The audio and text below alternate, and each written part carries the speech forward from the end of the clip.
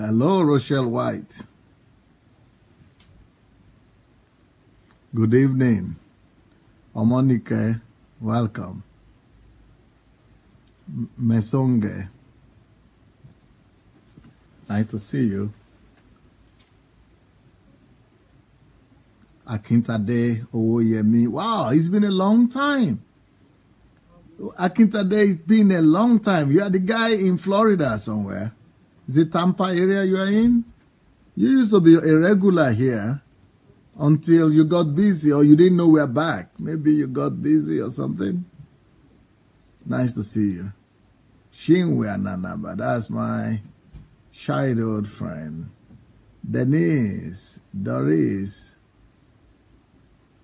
Ngere, Bidemi, Roland Alexander, hi.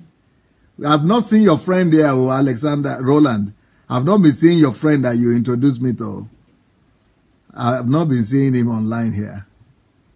Yetunde Awolesi, Omonike, Oriyomi, Amen, Agwinobi. Welcome, everybody. Well, it's time to continue. Evans McDonald. Hi. Thank you for your time that you spent here with us. And the next one online is your wife, Anastasia, is just there. Here today, yeah. Thank you, everyone. Paul Oriade, Ernest Ebong, Anojo, Stella, Nuhu, Eziwa. I'm so sorry with what my Ukrainian people did to you. You are based in London and they didn't give you visa to Ukraine. I mean, that is crazy. London is much better than Ukraine. So why they would not give you visa here is totally crazy. But don't worry. You'll be here next time. Omonike, Shioma, Bidemi Akinwande, Justin Mayo, Gloria Val, Romanos Uka. You made it on time today. Jane Monsaka, Akintade, yes, miss you too. Adeleke Adeleye. Okay, now Roland, I got you. If you want to have a Skype call, Roland, then you've got to write me. Write to the Skype. I will see your message and reply.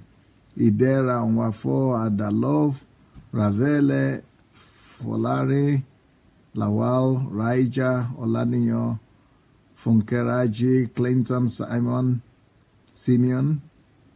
Okay, here we go now. Chris, yeah, I think I just saw. No, maybe I missed it. Anyway, nice to see you people. Thank you for being here. Here I am, Joke Odukoya. Yep. Okay, let's continue to review the truth. What makes truth truth? I touched a little bit on this point that I'm going to be touching on today. A little bit, just a little bit about it. I touched it yesterday, and is the fact that truth is knowable. There is the ability to know truth. That is the seventh and final characteristic that makes truth truth.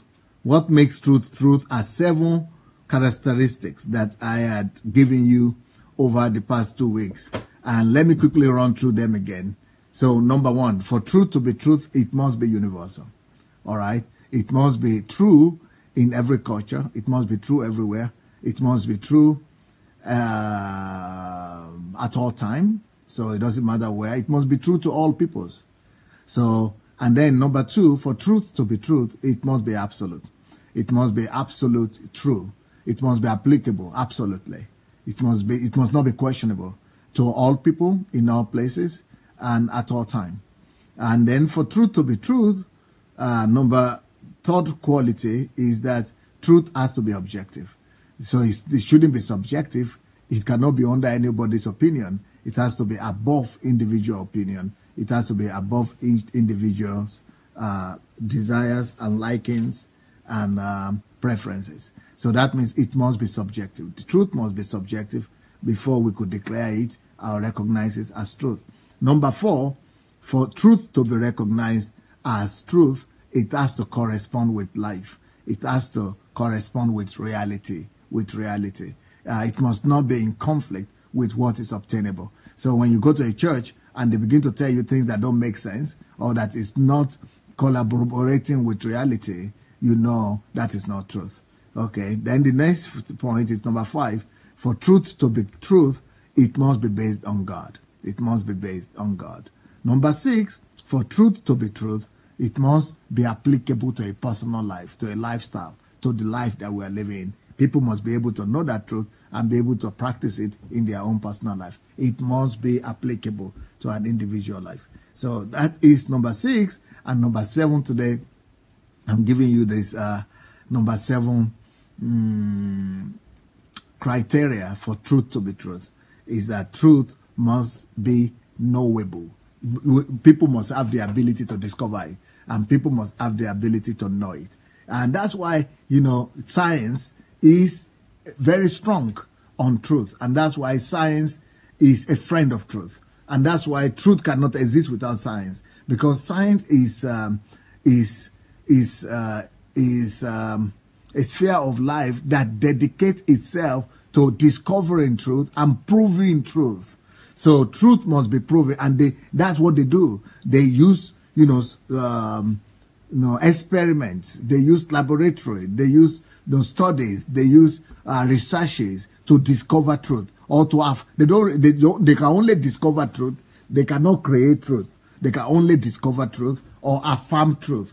Truth, the only thing science does is to affirm what God has already done, or what truth God has already established. So that's why science must be our friend. We must all be in love with science. We must all be in love with statistics. We must all be in love with mathematics, with physics, with philosophy, with psychology, with sociology, with anthropology, with chemistry, with biology, with microbiology, with biochemistry, all these kind of things that allow us to do research into God's creation, things that allow us to affirm God's authenticity, that allows us to see God's nature, God's creation, and to understand God better. Because that's what the Bible says, that we get to know God by observing. That word observing is the same thing as by researching, by experimenting, by conducting experiment, by discovering. So by observing His works and the nature, we discover God. So that's why most people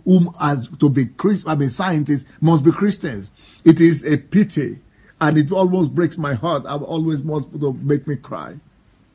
It is a pity that we Christians and religion, especially, it is religion that pushes us at the backside of science. It is religion that wants to make us believe that science doesn't have anything to do with God, and that science is in conflict with God. It is religion and religiosity that wants to make us run away from science. It is religion and religiosity that does not know the meaning and the reason for science that makes people to run away from science, to run away from researches, and to run away from science,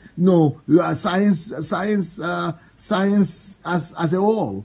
Because it is actually the most people that should be in science, the most important number of people in science must be Christians. Christians have to invade science all afresh. Christians have to come and discover the works of God, the works of nature. Christians have to invade science so that we'll be able to affirm and bring credibility to the work of our God. Oh, Christians! We need to send our children, men and women, as many of them as possible, to go to science, to fall in love with science, so that they will be able to affirm all the truth that we are discovering in the Bible. We must send our children, as many as possible, to all kinds of science, not just to have a living. We must stop sending our children to read just medicine and engineering and just to get a good job. But we must begin to send them to core science subjects like mathematics, like physics, like chemistry, like research institutions. We must begin to send them to science subjects like microbiology, microphysics, research natures, of electronics, technology, and IT, and research. We must begin to make our children fall in love with discovering the nature of God. That is much more important than making money.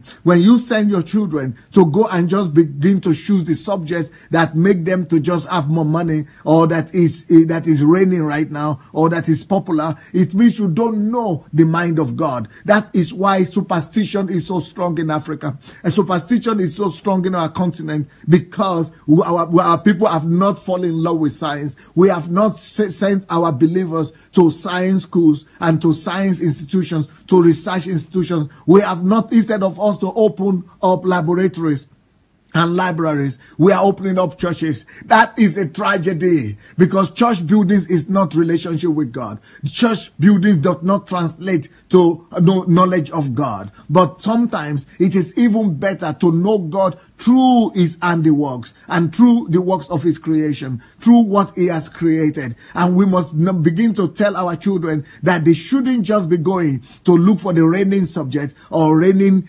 profession, or they should where they could get a better job, or they should not be driven, because if they are just going to look for places where they could get best job or better job, that is called lust. So our children therefore are being driven by lust. They are being driven by desire to please themselves. They are being driven by self-gain and self-affirmation. So instead of us sending our children to subjects, to read subjects and courses that will just make them to have money, as if money is the purpose of life, we should begin to let them be directed by the Spirit of God and by the priority of God. And the priority of God has already told us what the priority of God is. That seek you first the kingdom of God and his righteousness, and all of that things shall be added unto you. And that is what we should be teaching our children, for them to be going to study courses that will help them to discover the kingdom of God through creation, through his handiwork, the kind of courses and the kind of professions that will help our children to begin to discover God in a new way, so be able to confirm and affirm the nature of God through science, to begin to bring to manifestation in the physical realm the nature of the invisible God. Those are the kind of profession we should be sending our children. And thanks to people who understood this, the Christians that understood this, like Sir Isaac Newton. That is why science is where it is today, because Christians decided to do this. And people like George Washington Carver, people like that, they have discovered God through science, and they have been able to bring God's authority and God's glory and God's nature to the forefront and to the view of the whole earth, just because they studied science. So that is what this last part is going to be about. So this last point about truth, it means that truth is knowable.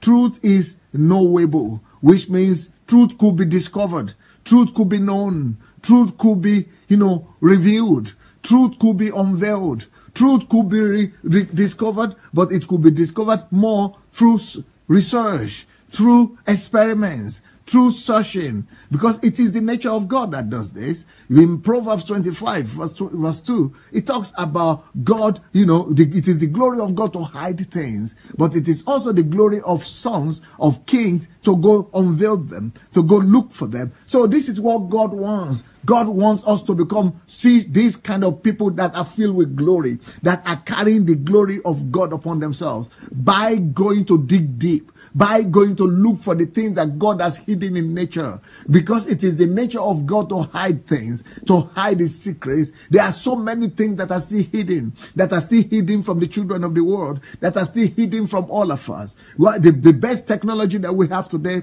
is not enough. It's not all the things that God has hidden for us to discover, but it is going to be the glory of kings, of those people who discover them, that it will bring glory to them. When you discover God's nature and things is in nature, things that God has hidden in technology, things that God has hidden in nature, things that God has hidden in mathematics, things that God has hidden in chemistry and biology, things that God has hidden in microbiology and, biochemistry. All these things that God has hidden in nature, we should use science to unearth them, because it is only when we open them, when we unearth them, when we discover them, that will bring glory to the earth, will bring the glory of God to the earth, will bring glory to ourselves, and will bring glory to our God. That is why research must be a part of life for Christians. We must begin to live, send all our people away from the prayer mountains.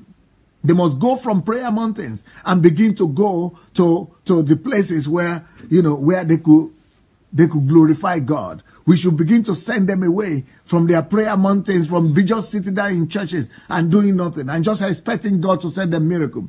We should begin to, send them to places where they could discover God through their eyes, through their hands, through technology, so that and without technology and without knowledge of truth and without discovery of truth, we will never be able to duplicate heaven on earth. And we know that the purpose of God for the earth is that heaven will be duplicatable, will be duplicated here on earth. For heaven to be duplicated here on earth, what must be done is that we must see what is the observable and what God has already put in heaven. So we must see the things that are in heaven and then be able to replicate them here on earth. It says, for thy will, for we pray like this, that thy kingdom come, thy will be done on earth as it is in heaven. For God's will to be done on earth, we must first of all discover the way they are in heaven. And when we discover the way his will are in heaven, then somebody has to bring them to pass here on earth. But thank God we have the Bible.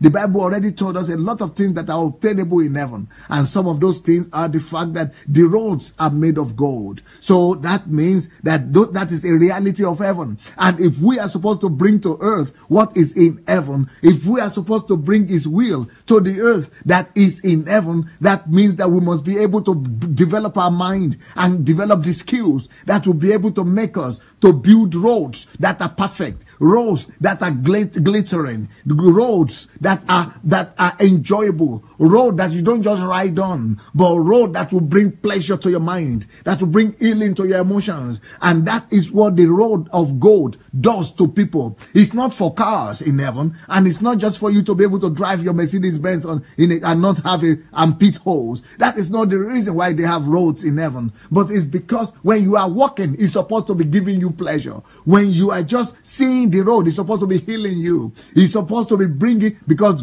what gold does is that gold delivers pleasure to the beholder. Whenever you see a woman that is wearing gold, beautiful gold on her neck, on her face, on her ears, it makes her look beautiful, and that beauty is what we behold. And when we see the beauty, we are healed, we are encouraged, less depression, less oppression, less bad feeling, less bad mood, because you are beholding a beauty in a woman who is dressed in gold and in ornaments. So the same thing, can you imagine right now that it is not just women that are dressed in gold and ornaments? Can you imagine that roads will be of that color, or of that glory and of that beauty? It will be bringing people. You will be riding on the road and be experiencing healing. You will be riding on the road and be experiencing restoration. You will be riding on the road and it will be delivering you from depression and from all kind of oppression.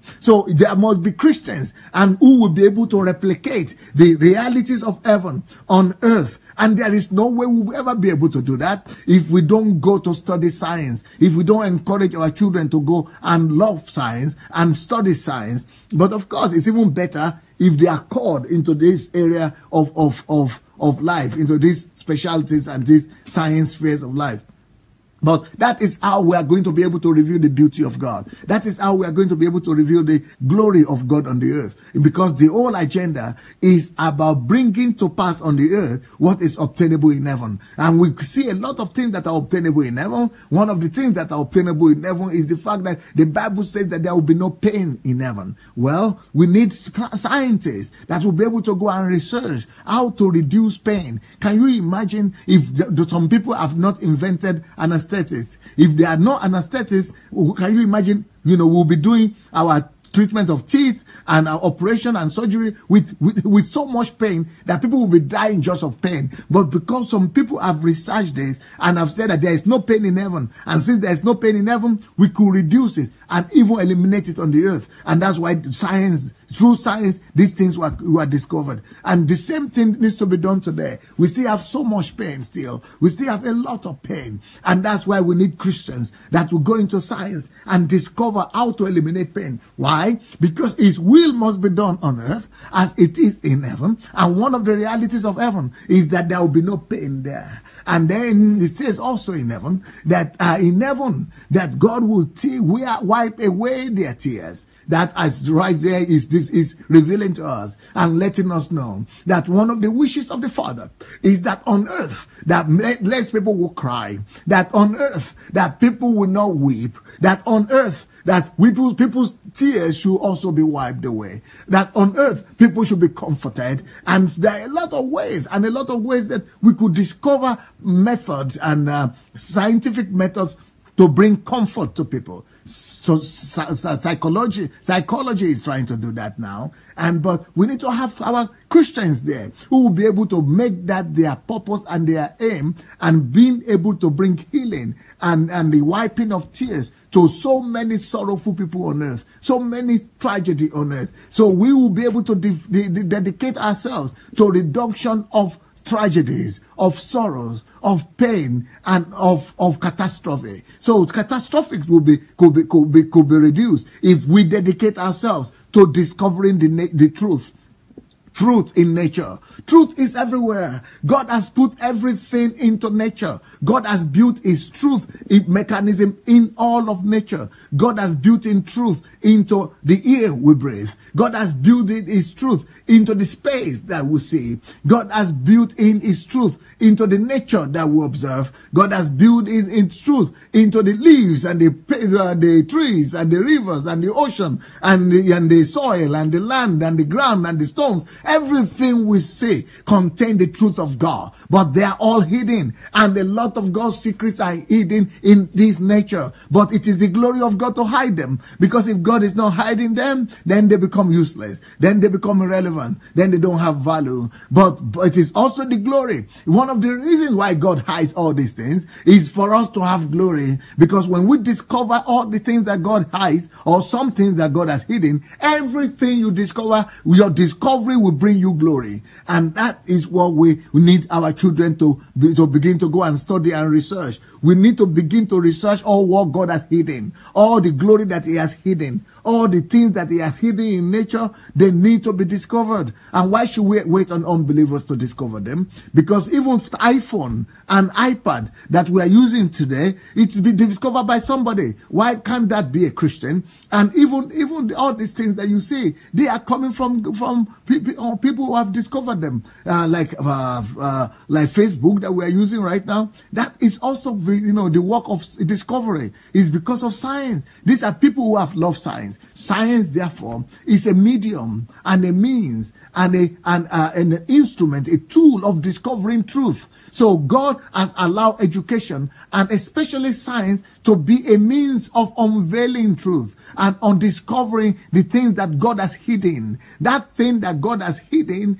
we are now to discover them through the power of research and through the power of science. That's why if there is anything to be taught about in churches and to be taught in churches, we should be able to talk to people in churches about science, about the relevance of science, about the importance of science, and about the need for us to be the most scientific oriented group of people in the world, so that we'll be able to discover God's beauty, God's glory, God's hidden glory, and so that we'll be able to bring His glory and the glory of the earth to the feet of the Master. So truth. So the point that we are making today is that truth is knowable. There is the ability to discover truth. Yes, truth is hidden. Yes, God's glory is hidden. Yes, it is the glory of God to hide truth and revelation, but it is also the glory of sons to go and discover those things. And it is what expectation of God. If God is saying it is your glory to go and discover the things that he has hidden, it means that his heart desire is that we might go and look for those things. His heart desire and his expectation of us is that we will be of the heart of looking, or to seek to discover. It means that God's desire for us and God's highest wish for us is that we will be curious enough, that we will have the intellectual curiosity to search for hidden truth and to go and discover them. And God wants us to be those kind of people that, we have to develop our curiosity, our intellectual curiosity. But unfortunately, the religion, it kills your intellectual curiosity. Religion kills our desire to go and learn the methods and the methodology of discovering the glory of God in nature through science. And that's why they discourage us from studying science and from pursuing science and from pursuing subjects that, that they think, and they are thinking it will take you away from God. But that is the opposite. The scientific research, and if you already know God, they should help you to discover God more and to reveal God more and to bring forth his glory. By the way, I had not said we should go and share the links. So please, I beg you, let's stop right now. Let's take a little break. And I want to encourage you to go share the video. So go under your video and look for the share button. And let's quickly go and share the video with our friends and invite them to join us.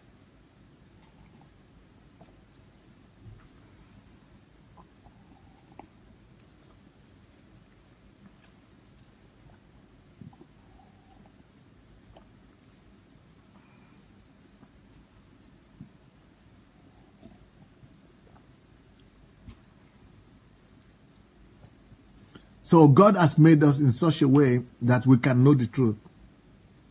And God has also made nature, the world, in such a way that truth can be discovered through nature. God has made the whole nature in such a way that we could do research over nature. We could do research on nature. God has made the world and the nature in such a way that nature is knowable as well. Nature is researchable. And we should be giving glory to God for that.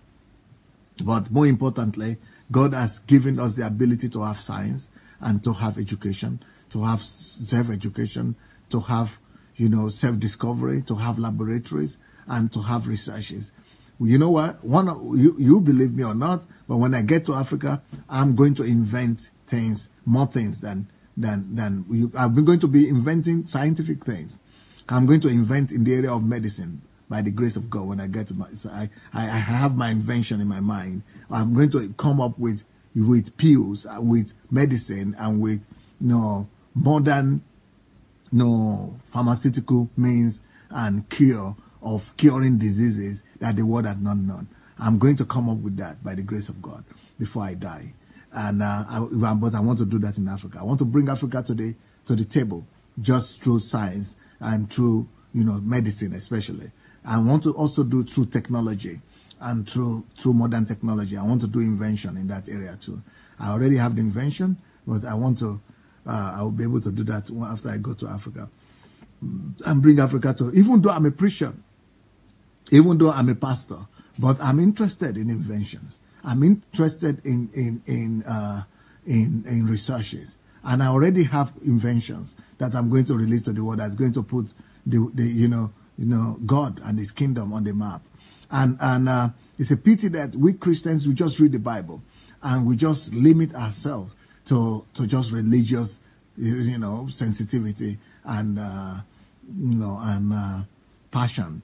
It's a pity because we are the children of God. We are the ones who are supposed to be revealing all his nature, all his beauty. And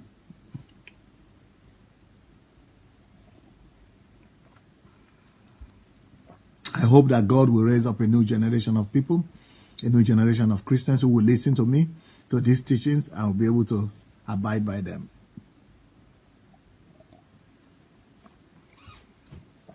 I'm going to set up research institutions when I go to Africa.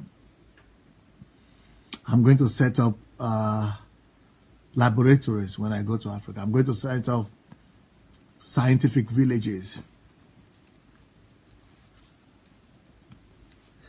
I'm going to set up Silicon Valley for Africa.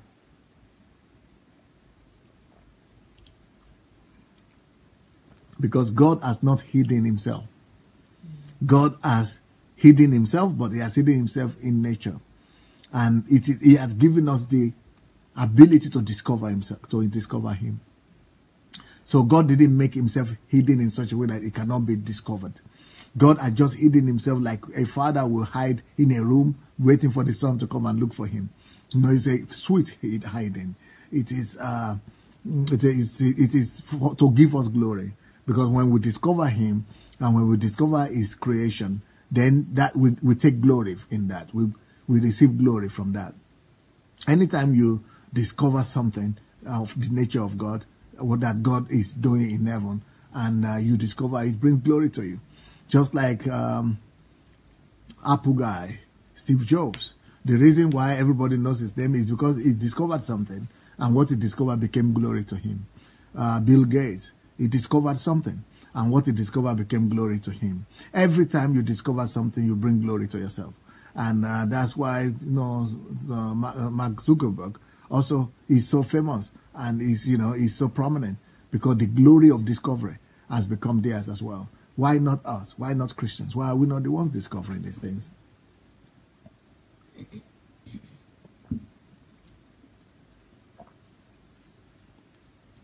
So, I'm really, and that's why one of the things I'm going to be talking about one day might be how to practically invent and innovate. I'm going to do maybe one of the HMTs on this, how to create, how to innovate, how to invent, how to practically invent and innovate, how to practically invent and innovate. I already have a book on the creative and innovative power of a genius. That's the foundation. But I'm going to give you practical skills on how to do this. Every one of you can invent.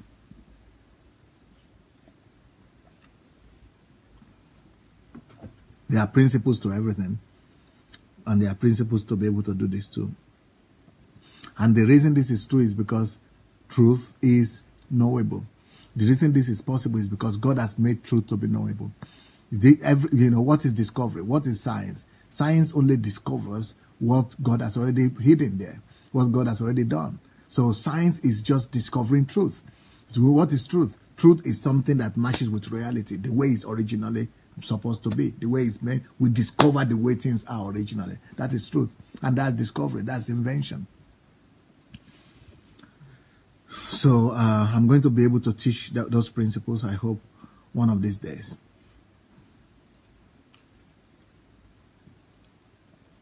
So now let me give you some scriptural basis for everything I've said so far.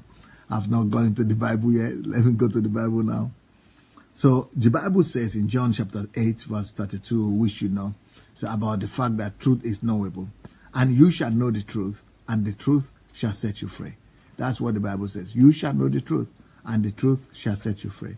So that statement by itself alone means that truth is knowable. So it is not true that, a lot of Christians talk about mystery. They say God is mysterious, and this is a mystery, that is a mystery, this is a mystery. If you belong to a church where they are always talking about mystery, that this is a mystery, that's a mystery, know that it's just a club of ignorant people, or people who want you to remain in darkness, people who want to keep you in darkness, people who want to keep you tied down, people who want to keep you silenced. It means that they just want to keep you silenced. They just want to tie you down so that you will be thinking and believing that everything is a mystery. Then the only person who knows that mystery is the pastor. So they are now using that as a way to make you their slaves. That is unfortunately the part of the strategy that your religion uses, that the man of God only has knows the mysteries of God, and he has an entrance to those mysteries. or he has a way, a pathway to those mysteries. And that you cannot, everything is about mystery. But God has already revealed so much to us that the things he has revealed to us, they are enough for us and for our children. That is what Deuteronomy says. That the things that are revealed to us, they are for us and for our children. There are so many. So God has revealed to us everything we will need and more than what we will need. So, stop talking about mystery. Let's talk about discovering truth. Let's talk about the possibility of getting the truth discovered. Let's talk about the fact that truth is knowable. Truth is knowable in the real sense, because God said, you shall know the truth. And he would not say you shall know the truth if it were not possible. If the truth was not possible and we are not going to be capable to discover and know the truth, then he will not say you shall know. If he's saying you shall know, he's very positive about it. He's not saying maybe you could know, maybe you might not know. But he's not saying that. So it means that we should love researches. It means that we should love science, because science is the key and the instrument to know. Science is the key and the instrument to discover. Science is the most perfect, is the most powerful means of discovery of what things God has already put in nature and on earth. So, and he said we shall know the truth. And there is a lot of truth to be known. There is a lot of truth to be known about nature. There is a lot of truth to know to be known and be discovered about fishery. There is a lot of truth to be known about space. There is a lot of truth to be known about galaxies. There are a lot of truth to be discovered and known about the moon, about the stars. There are a lot of truth to be known about the galaxy, about the planets, and about the soil, and about the land, and about nations, and about people, and about men, and about women, and about children, and about animals, and about creeping things, and about walking things. All these things are there for us to explore. That's why Jesus, that's why God in the book of Genesis chapter 1 verse 26 to 28, when he said, he has created us in his own image and likeness, and that we should have dominion upon everything that he has created. He was mentioning these things. He was mentioning birds of the air. He was mentioning animals of the land. He was mentioning, the animals in the sea and the fish and all that.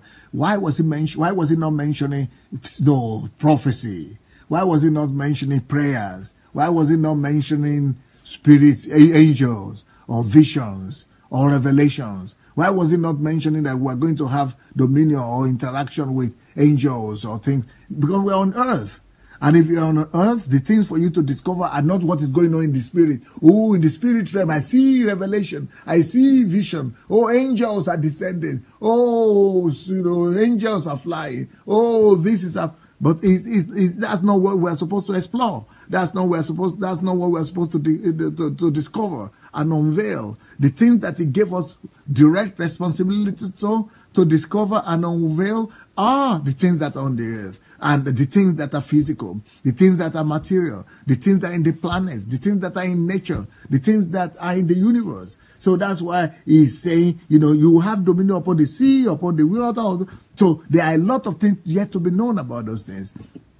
And thank God for science that have already gone to explore a lot of those places. But we should begin to, it's our time in Africa. If we want our continent to cease being a dark continent and to become a continent of light, we must go for truth. We must go for truth wherever they are hidden. Even if that truth is hidden under the waters, we must discover them. If we don't go to research the waters, if we don't go to know the world of the underwaters, we will begin to believe, we will keep on believing in superstitions like Mami Water and Marmite or whatever they call them, and some spirits and some ocean spirit and demon spirit and ocean river spirit, Mami Water, Agbaje, and all kind of rubbish, all kind of rubbish stuff. You are the things that we are going to, that have not led us to anywhere, that have not brought us to any great height and any lofty height in life. Those are the things we are going to be believing. Those are the things that we are going to be,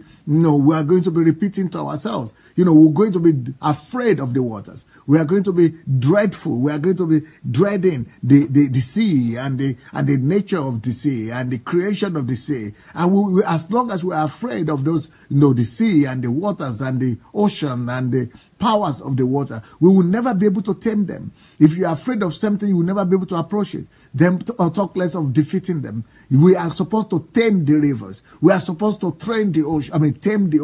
We are supposed to tame the forces of rivers, the forces of ocean, of the sea. We are supposed to tame these things. All the things that are there, all realities that are there, we are supposed to subdue them. That's what God said. He said we should subdue and we should manage the earth, including the oceans and everything that is in there. We should have dominion. Even if there is anything like Mami water, or there is anything like spirit water, or water spirit, or there is anything like, river spirit, or anything like Agbaje, or whatever, or Mama, we are supposed to go in there and have dominion over them. That is not their own place of abode. That is not their own place of residence. God didn't give them authority over that sphere of life. God gave that sphere of life to us under our own authority. We are supposed to have authorities over the ocean and over the sea.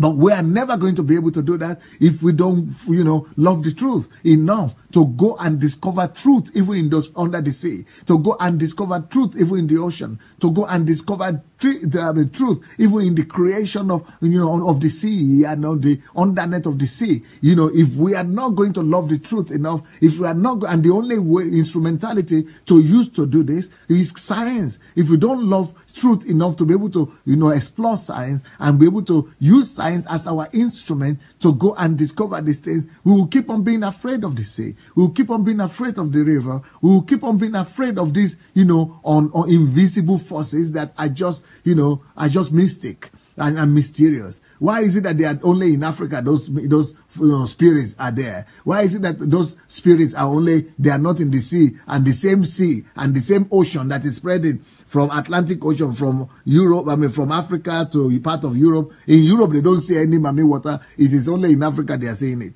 In the same ocean, it's because of it's in our mind. It's because all these demons are in our mind.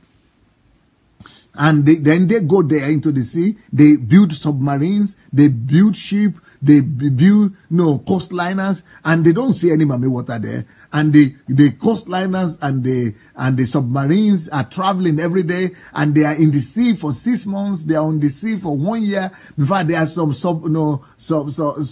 coastliners that are on the sea for 12 years, 16 years, 30 years. And they have never seen any, or submarines that are under the sea and under the water, and they have never seen any Mami water or anything like that. It is we in Africa, because we didn't discover the truth. Whenever the truth is not discovered, there will be fear there. Whenever truth is not discovered, there will be darkness there. So we are seeing darkness in our rivers instead of seeing possibilities, because there is no truth that has come there. The truth has not come to the waters. The truth has not come to the forest. So instead of us seeing possibilities in our forest, instead of us seeing forestry, to see industry, to see cultivation, to see building an instrument, and just see possibilities in our forest, we are seeing demons there. We are seeing spirits there, because that is darkness. Light has not come there. We have not brought the light of truth, because the truth is light. You shall know the truth, and the truth shall set you free. The truth is light. We discovered that already yesterday.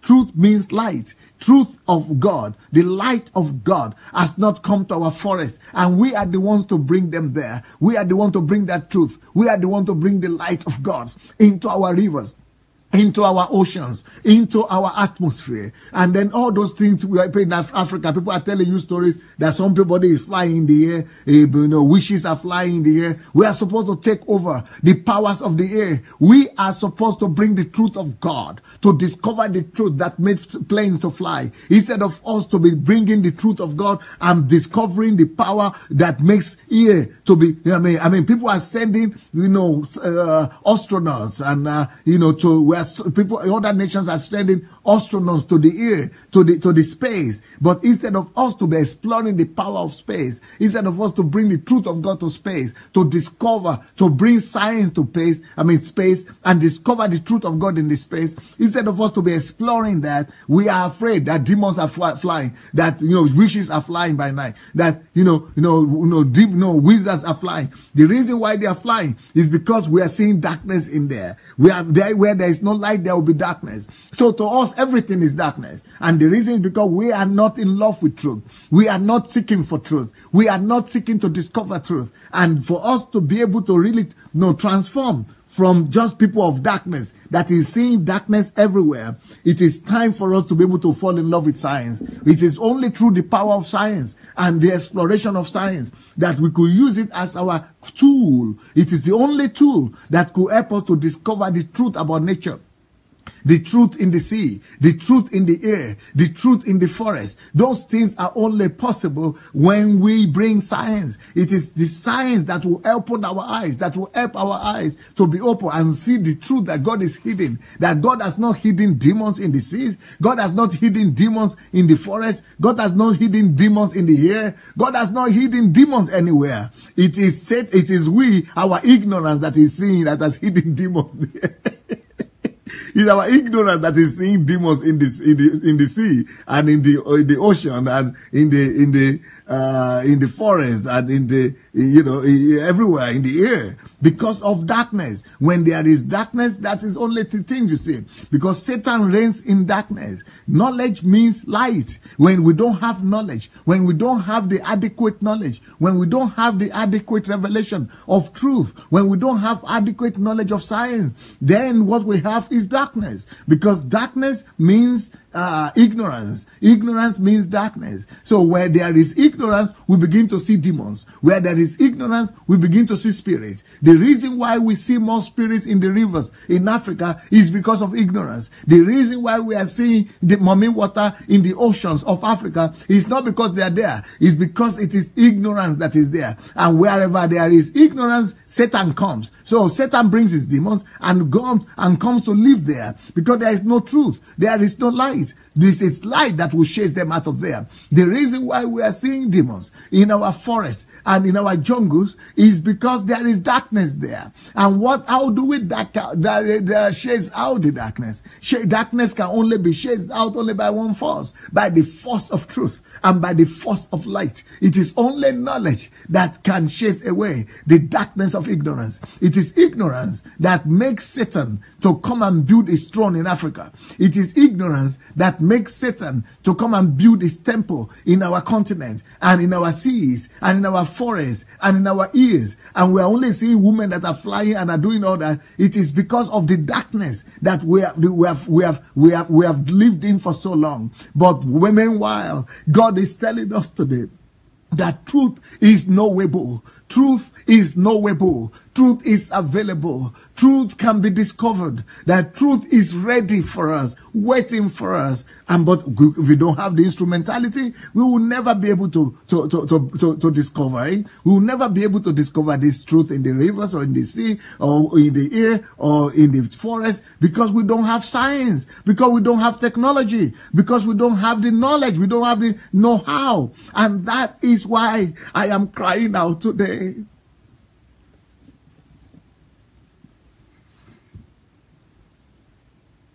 That it is high time that we begin to bring this knowledge to our children, that they should fall in love with science.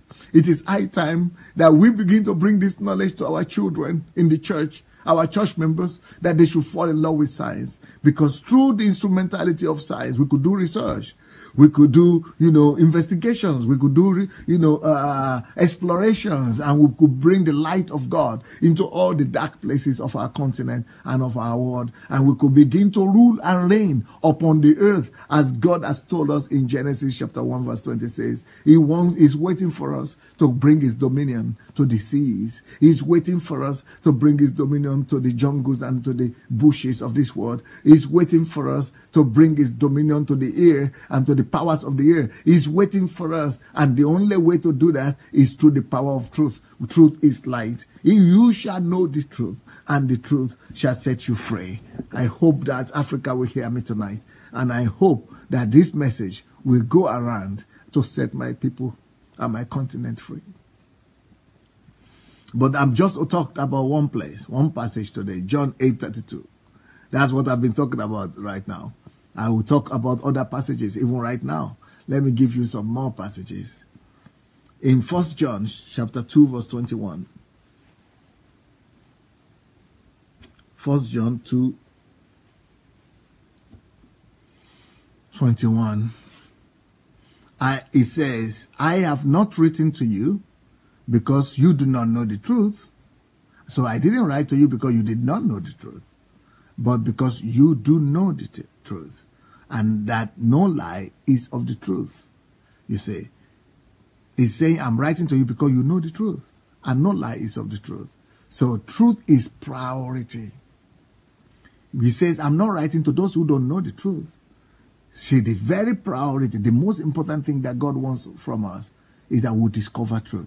Quest for truth is more important, because when you find truth, you find heaven.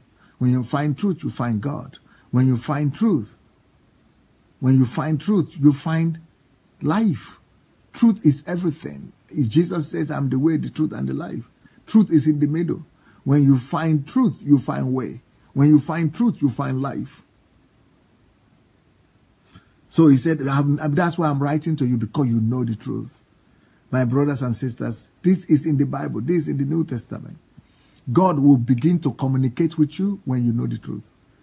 God will begin to bring illumination to you, more knowledge to you when you know the truth. When you fall in love with the truth, when you cherish the truth, when you value the truth, more will come to you. You see, he's writing to people who already have truth. To him that has shall be given. To him that doesn't have, even the little that he has shall be removed, shall be taken away from him. But here, these people already know some truth. And because they have that desire for truth, they have that passion for truth, they have that love for truth, they know truth. And that's why God is writing more truth to them. He's writing to them. I'm writing to you, not because you don't know the truth. If you didn't know the truth, even the ones you have will be taken from you. But because you know the truth, I can write more to you. Because every letter he writes to them is giving them more truth. So I can write to you because you already love truth. You already desire truth. You already know truth. So if we know truth, we will discover truth in nature as well. We will discover truth in the firmament. We will discover truth in the sky. We will discover truth in the space. We will discover truth in the galaxies. We will discover truth. If we desire for truth, if we are passionate about truth, if we really want to know truth, we will seek for truth everywhere. We will begin to discover, and God will help us. God will send us more revelations. God will send us more knowledge. God will send us more insight. God will send us more revelations, more understanding. And that's what we are seeing here. He's writing to them, not because they don't know, because they don't have the truth, but because they already have, because they already desire truth, because they're already passionate about truth. That's why he's giving more to them. To those that don't have, even the little they have will be taken from them. And the ones that have already and that desire to have more, that are multiplying what they have, they will have more. Even it will be taken from those who don't have and be given to those people who have. That's what we have seen about Africa and Europe and this Western world. They desire to know the truth. They are doing everything to quest for truth, to search for truth, to look for truth. And you know what? God is giving more to them. God is adding to them. And we in Africa, we want to see superstitions only. We want to see only demons, and we want to see only, witches and wizards. And you know what happens? The principle of God works. Then the little that we have in Africa, all our brain drain, all our educated people, the little people who are educated in our place are being brain drained, are being sent to Europe, are looking for survival because we didn't value truth, because we are not in love with truth. So because we don't desire truth, we don't look for truth, we are looking for miracles, we are looking for superstitions. Because of that, even the little that we have is being taken from us. That's why this message is so key. That's why this message is a message of appeal, and my heart is heavy and my heart is aching, and I really want my generation and my continent to hear this call that we must look for truth. We must fall in love with truth. We must desire the truth. We must make truth our priority. And once we begin to do that, more of God's knowledge will begin to come to us. More of God's truth will begin to be unveiled and revealed to us. And even men will begin to be drawn to us and giving us more of what we need. But if we don't desire truth, even the little we have, we are going to be losing them to the other people who already have some light, and our darkness will be improving. will be increasing, and their light will be increasing, while our darkness is getting worse. So we must become lovers of truth. And we must become knowers of truth. We must become discoverers of truth. We must become the seekers of truth. We must become the kind of people that is hunger for truth, that is thirsty for truth, that is in love with truth, and that quest for truth, that looks for truth, and that is passionate about the truth, and that we must love truth above everything else. Everything else. We must make sure that truth has come over and above all our desires. Truth is God. God is truth. When you discover truth, you discover his ways. When you discover truth, you discover his life. Life is in truth. Jesus brought only one thing, grace and truth. He didn't bring law anymore. We don't need it in the New Testament. It is Moses who brought law, but Jesus brought grace and truth. So, and truth is hidden in grace. Grace is hidden in truth. You shall know the truth, and the truth shall set you free. And why is set free? Because the grace, it conceals the grace of God. If we will discover the truth, if we will look for truth, if we will be in love with truth, and not just truth in the Bible, that is a fallacy and a deception that a lot of religion has taught us. Religion has taught us that you can only discover truth in the Bible. Oh, what a lie. What a fallacy.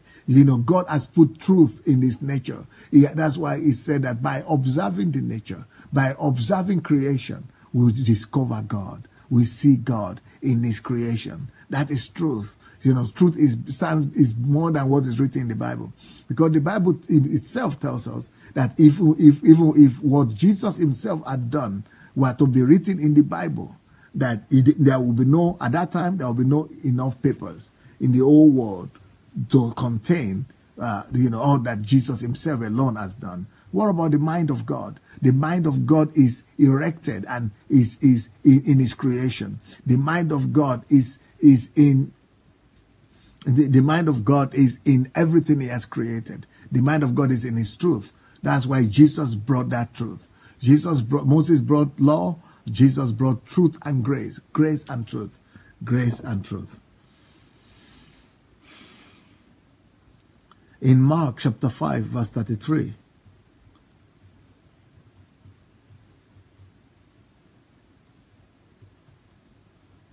we see the power of truth and how much Jesus values truth. In Mark 5:33, it says, but the woman fearing and trembling, that's the woman with the issue of blood, right? Knowing what had happened, knowing what has happened to her, came and fell down before him and told him the whole truth. Truth. That's what Jesus needed. Truth. God loves people who love truth. God is driven to people who love truth. God appears to people who love truth. God's power is manifested in the lives of people who love truth. One of the reasons why that woman experienced the miracle that she experienced about the issue of blood that stopped is because of her love for truth. And that's why everyone was asking who he wanted to. Not that Jesus didn't know who touched him. Not that Jesus couldn't find out through the word of knowledge and revelation who touched him, or through the word of wisdom, or just in the spirit. It's God. Jesus was God. But he wanted truth. And why nobody could talk, this woman came out, and she didn't know the reaction that would happen or how Jesus was going to respond. But she came out and stood for truth. And that shows us a little thing there, that whenever you are a person of truth, miracle will come your way. Whenever you are a person of truth, God's favor will come your way. Whenever you are a person of truth, God's face and God's attention will be drawn to you. Whenever you are a person of truth, you don't need to look for anointing. God's anointing will be flowing to you by itself. That is why God says, he that worship me will worship me in the spirit and in truth. When you know truth, when you are in love with truth, when you are dedicated to the truth, the truth will do wonders for you. The truth will visit you. The truth will turn to you. That's why Jesus turned to that woman and said that now your faith has made you whole. Your faith has made you, because you have spoken the truth, your faith has made you whole. Truth brings healing. Truth brings restoration. Truth brings God's favor. Truth brings God's face and God's eyes upon you, to abide upon you. And that's what we saw in that passage. Then in 1 John chapter 3, verse 19, the Bible says, and by this we know that we are of the truth. Can you believe it? By this we know that we are of the truth, and shall assure our hearts before him. The most important thing, when we walk in the truth, that's what matters. Our hearts are assured in him. Truth is what makes us to be sure of our salvation. The ability to walk in the truth, it's what makes our hearts to be steady in God. The ability to walk in the truth, not to walk in hypocrisy, not to walk in games, not to play games, not to play double games, not to be, playing fishy-ishy, but just to walk in truth. It makes us to be assured in God, to be confident in God, and to know that our hearts are solid in him. And that by this we know that we are of the truth, that where our hearts are assured in his truth. We are in his truth. We establish ourselves in his truth, and we don't allow, that is our assurance, and that is why we are confident in God. Ephesians 4:21 said, if indeed you have heard him and have been taught by him, as the truth is in Jesus. There is no way you will not love Jesus. You cannot separate Jesus and truth. Truth is in Jesus. Truth is in God. You cannot separate God and truth. You cannot separate God and truth. So that is it right there. When you discover truth, you discover God. When you love God, you love truth. When you walk in the truth, you walk in God. Because truth is in Jesus. That is how we know that we have heard him. If you have heard Jesus, you will love truth. If you have been taught by him, you will love truth. And that the truth is the basis for your Christian faith. The truth is the basis for your relationship with God. When you love truth, when you have been taught, when you say you have discovered God, we will see your attitude towards truth. So let's begin to elevate truth over religion. Let's begin to elevate truth over religiosity. Let's begin to elevate truth over our own preferences. Let's begin to elevate truth over and above everything else. In 1 Timothy 4:3, it says, forbidding to marry and commanding to abstain from foods which God created to be received with thanksgiving by those who believe and know the truth. So it says those who believe and know the truth, they are supposed to just, receive everything God has created and with thanksgiving. So we should not be people of tradition. Truth is what matters. Truth is more important than forbidding people to marry. Truth is more important than just laws and rules, telling people not to eat this or not to abstain from that food and that. He said Paul was condemning this because in the Old Testament people were using religion and rules and regulations to guide to lead the Christians, and they were telling people don't eat that because it is offered to idol. Don't eat that. Don't go there. Don't do that. Or he said don't allow that to don't allow people to manipulate you through those things. Just walk in truth. Walk in truth. Walk in truth. Once you walk in truth, it's much more powerful than those people forbidding you not to marry or to go to church on Sunday or Saturday or all kind of rules and regulations. They lose their power. Once there is truth, you don't need all the rules and regulations anymore. The rules and regulations are inferior to the truth. Fall in love with truth. Walk in truth in your heart. Once you have believed in truth, God sees your heart. Walk in truth before God. Walk in truth before men. Make sure that your conscience witness to the truth. And then, then give thanks to God. Walk in personal relationship with God in truth. Your personal relationship is based on truth. Once you are in truth and walking in truth, you don't need to observe all those laws and the do's and don'ts and the legalism that people bring to churches. The same thing today. Oh, you miss church, you are backsliding. Oh, why didn't you come to church? Oh, you have to come for prayers. Oh, pastor, we have to lay hands on you. Oh, you need breakthrough. Oh, you need oil. Oh, you need mantle. All those things are just religiosity. Oh, you missed church today. Oh, you didn't do this. You didn't pass. You didn't go to evangelism. Oh, you need evangelism to do miracles. To get your miracles. No, you only need one thing. You only need to walk in truth. Walk in truth, and you don't need to obey all those laws and rules. You go to Saturday evangelism. Go to your family, your breakthrough is connected to that. Go and pour oil over there. Go and pour, handkerchief. Go and tie handkerchief there. All those things, you don't need them because they are not truth. They are just manipulations. So you walk in truth and you don't need to follow all these rules and regulation.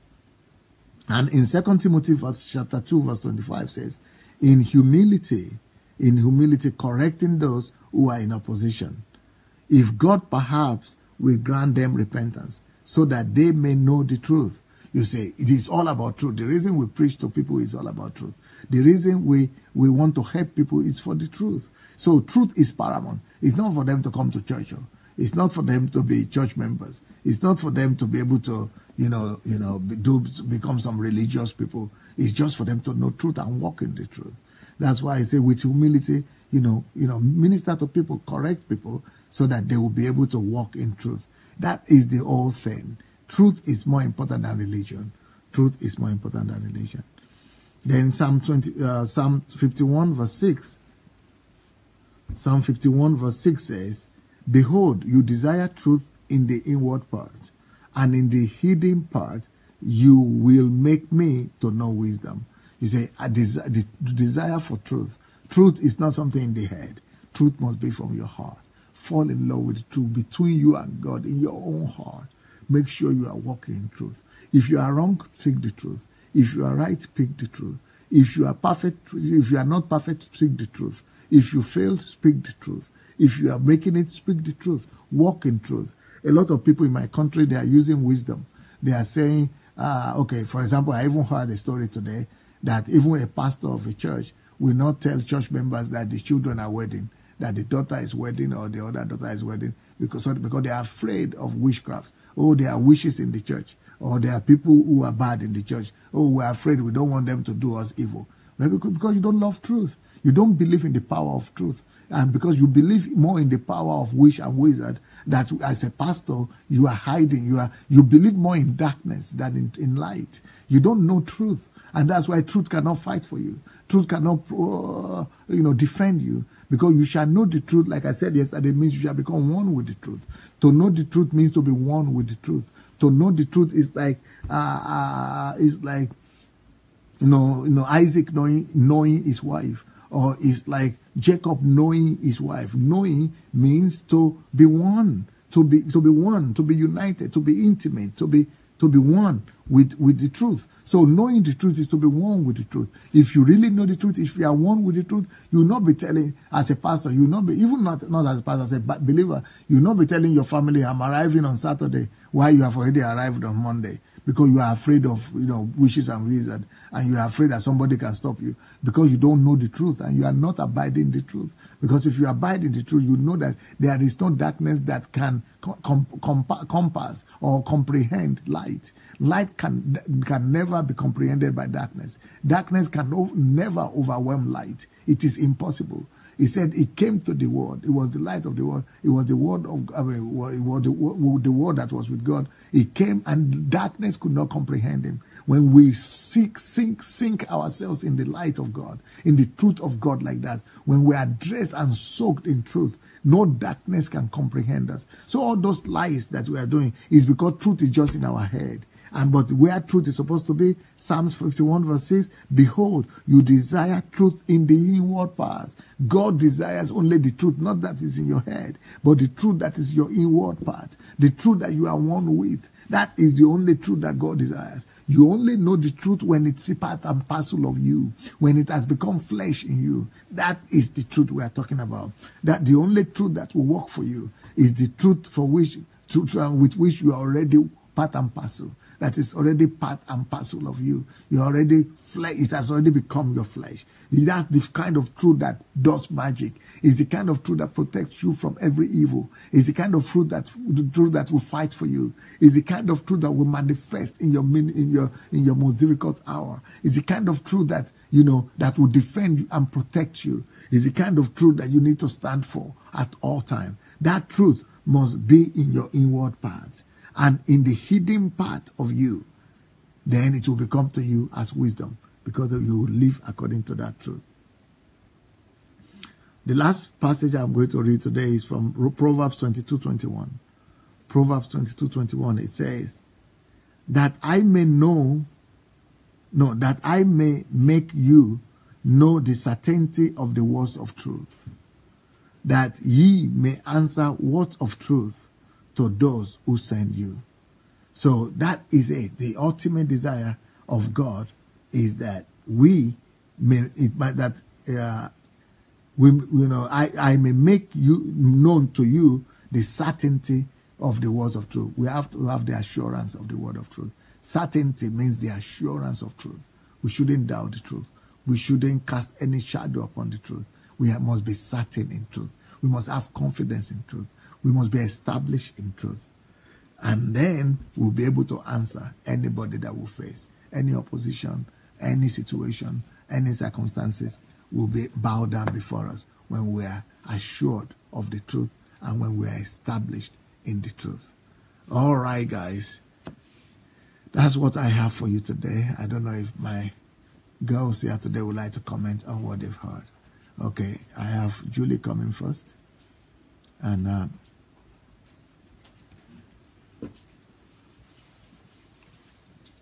I hope that you have been helped. While Julie is coming, I want to talk to all of you to write down what you think that is happening to you now with this message that you've heard. What have you learned today? What do you think God is speaking to you? And what has this message done for you? Write down right now what you think God is ministering to you right now so that we'll be able to see your comments as well. Okay? Please write down your comments, write down your feelings, write down what you think God is doing with your heart as you are listening to this. Why Julie comes to share our story with us.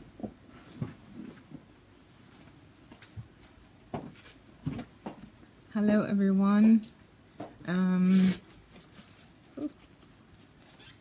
So I want to say that I was asking myself why we would not do what God has told us to do and why we are not dominating on earth like He has commanded us and equipped us to do. And the first thing I realized by doing like just a small or very quick scan of society and the world that we live in is that most, if not all, problems on earth have been resolved because of science, because someone somehow made the decision to go and do some research and discover what needs to be discovered to bring a solution to a problem. So we are all affected. We are all affected by issues that happen in the world. We all know that there are many, many problems out there. And Dr. Sunday just made me realize right now that all of these things can be resolved through science, through the seeking of knowledge and the seeking of resolutions by observing nature, by studying creation. And I was wondering why it is that we Christians especially, we don't spend time in this. We don't really associate ourselves with science. And I was thinking one thing that I understood was that somehow we have this negative connotation to science, to the word science. And whenever we think about science, it's almost like it is the antidote to God, or it is, something that unbelievers use to disprove God or to make us understand that, there's no God and all of these things. But I think that this is because we don't know what that means. What is the meaning of science? And if you all, just do a little search on Google, you will realize that it hasn't anything to do with God being disproved or anything like that. We are supposed to use science. Science is a field of study, of discovering and bringing solutions and answers by observing and studying nature.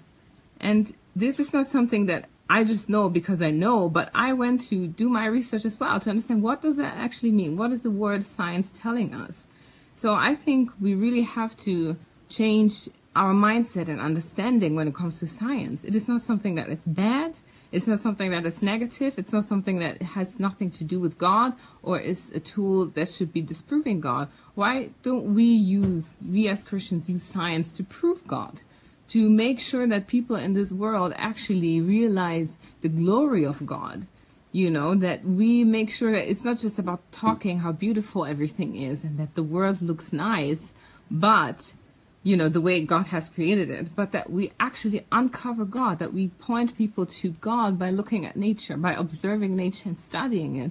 I mean, to me, this is just really beautiful. And I was thinking, wow, it's like we've been ignoring God, basically. We've been ignoring God by ignoring science and by trying not to associate with it.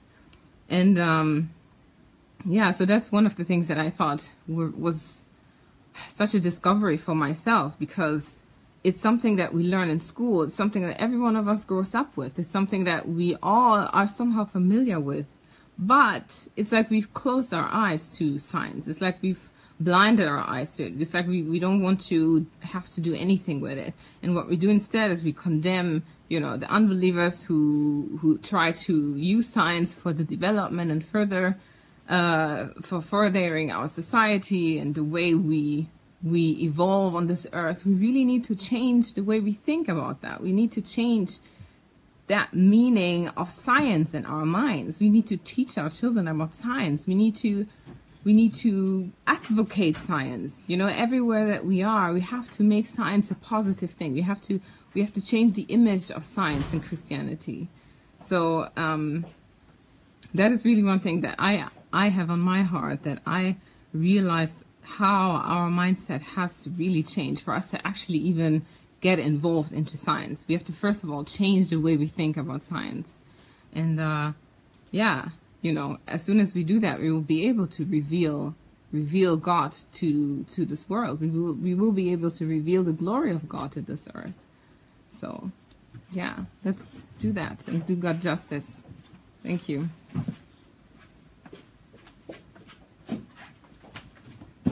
Hello, everyone. Today's teaching, for me, I've learned so much. I think I've been learning for maybe a few hours today. During the last session on our way here, it's also a learning session for me in the car.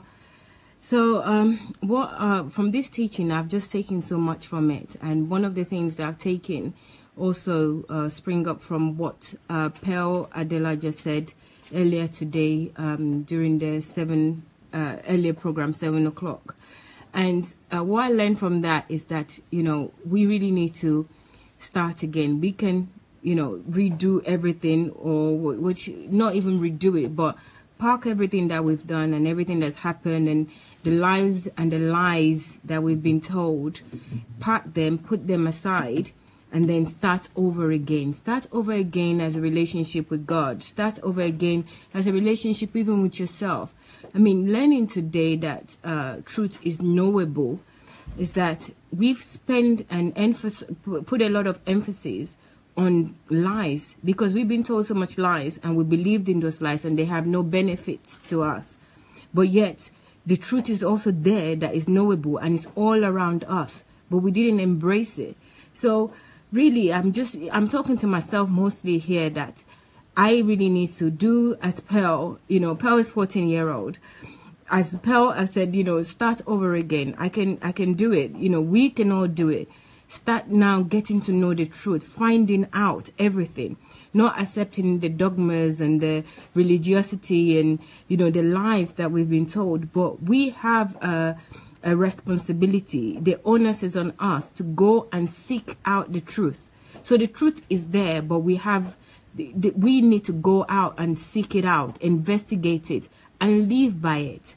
So it's not a case of, you're in this world, you just go by everything that goes on, or whatever happened, just accept it. No, because if you look at all the examples that Dr. Sunday gave and all the greats, they seek out something. They went out, they had passion. They had love for humanity. They have love for themselves. They even have love for God.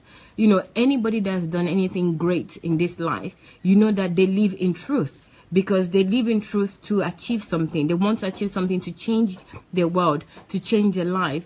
And we also have to have an art of service. If we want to live in truth, we have to serve. We have to want to serve, not just think of ourselves and do the things that are easy for us.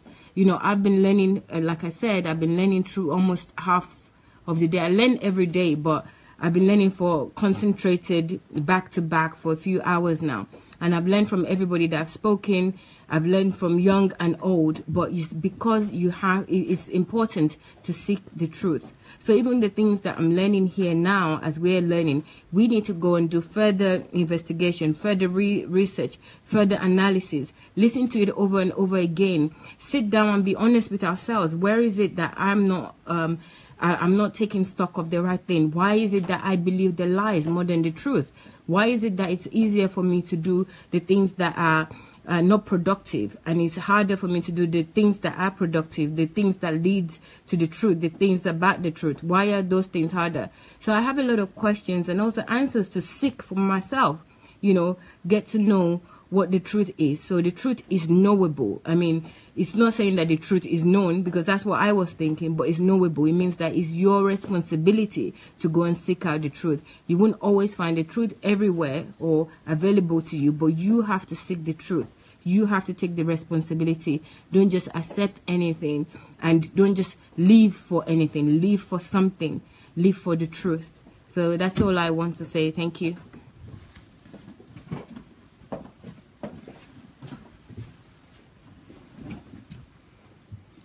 Well, here we are. I'll be back tomorrow, 7 o'clock in the church, and 7 o'clock British time, Nigerian time here, live broadcast, and 5 o'clock in the church, British time and Nigerian time. But right now, we have an hour journey to undertake to get home. So, thank you for writing your comments. I will definitely go and read them. Okay. God bless you. We'll see you tomorrow. Bye.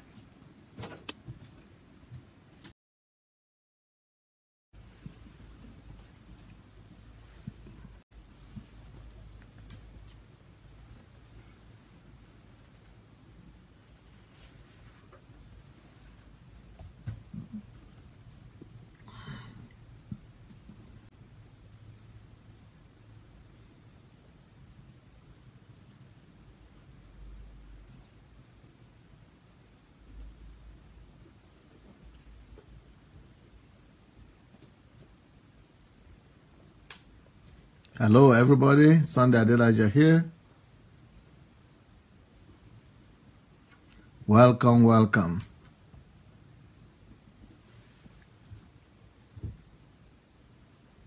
Rochelle White, as usual. You are the hero. Welcome. Omonike, Mesonge, Adeleke, Ufelola, Gift, Blessing, Muyiwa, Jane Munsanka. Welcome to every one of you. Thank you for being here. Now, Shioma, welcome. Please, as you are coming in, will you be kind enough to go and share the link? Anastasia, you are in Ukraine, but I've not been seeing you because I've been in the church and you are at home. Justine, Precious. Oh, Precious Oshideko is here. Hi, you made it. I will reply your letter, don't worry. Obafemi Ogunese. Welcome, everyone. Jide Balogun. Welcome. Brenda Williams. Welcome. Oriyomi. Yinka Michael. Denise. As you are coming in, please go and share the link. Good luck, Olotu, Joe Odabi. Look for the share button under your video. You will see a share button under your video. Under your video, you see a button. Share it publicly and go and Majiagbe, Agape. Go and invite your friends. Let's go and invite the Raija, Olaniya. Yeah, go invite your friends. Go share the link and let the journey begin today. Okay. If you have done that, then we'll be ready for the word today.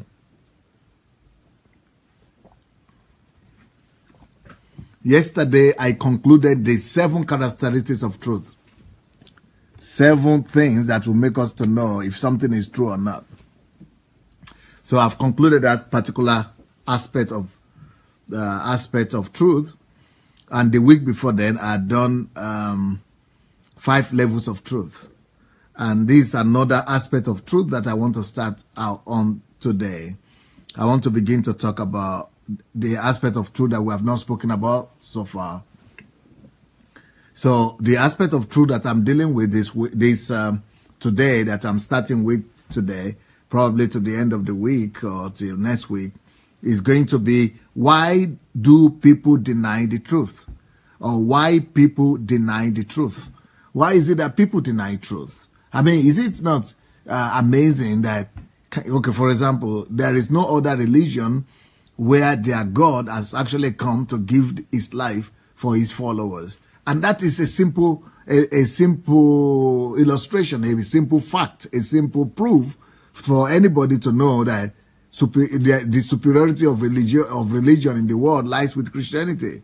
And that this is the only religion where the God of their God, the most important, the founder of their religion, actually died for them to be saved.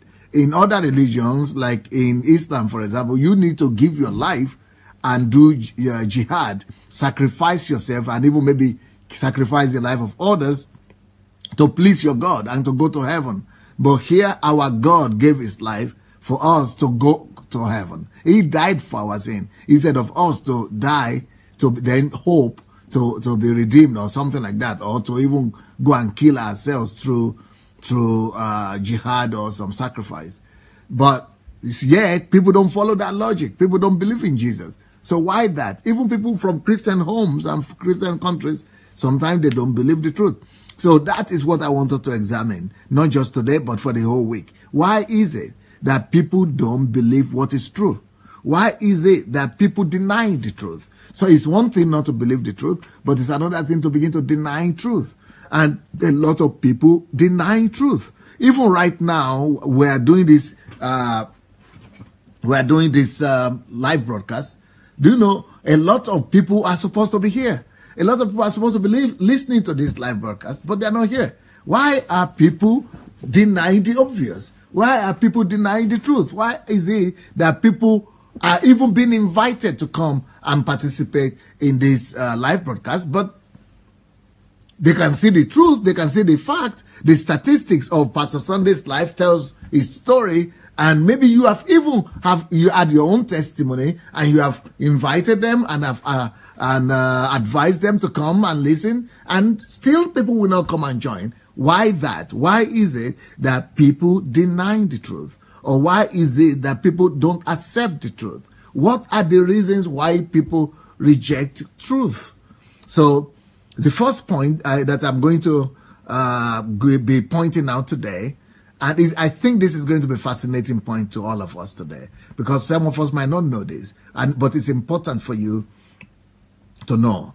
We need to know why people reject the truth, why people don't believe in truth, why people don't seek for truth, why people don't follow the truth, or why people outrightly deny the truth.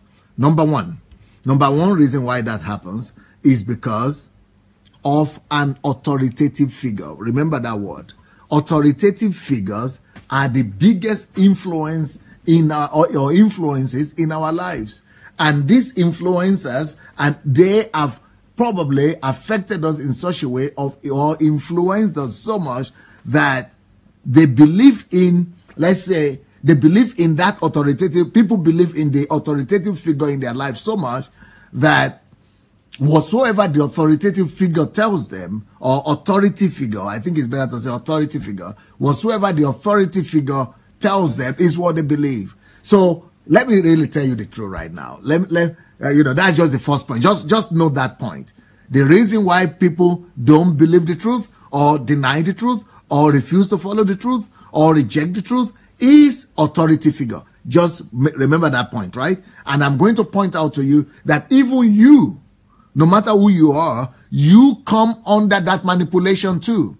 All of us are susceptible to the manipulation of authority figure. And many of us, if not all of us, have been under the deception of authority figures. And many of us have actually walked out on the truth Many of us have denied the truth, and many of us have outrightly rejected the truth because of the role of authority figures in our lives. Now, let me declare this to you very clearly and very irrevocably. Listen closely to me now. You want to know the truth about yourself and about, just about yourself, about me, about yourself, about all of us? The truth is that none of us really believes the truth. And none of us believe in those things that we believe in because they are the truth. Most of the things that we believe in, we don't believe in them because they are truth.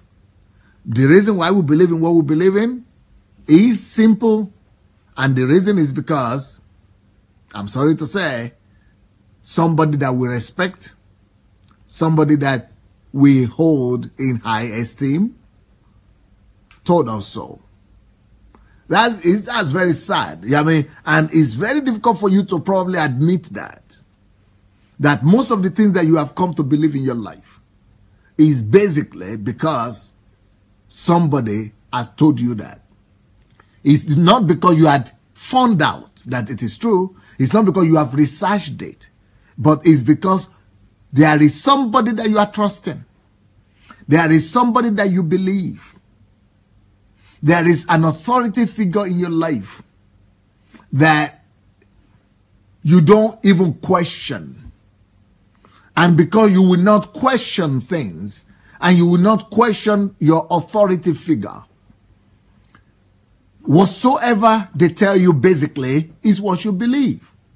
So you just believe in people, and that's why it is a deadly practice to belong to a society or a culture where they have told you never to question stuff or never to question things. One of the biggest evil that could happen to you, to any people, to any group of people, is to be told that you don't ask questions from an authority figure, or you don't throw questions to an authority figure, that you don't question authority, or that you don't question somebody that you respect. If you are going to do that, there are some advantages in that, but the disadvantages outweigh the advantage.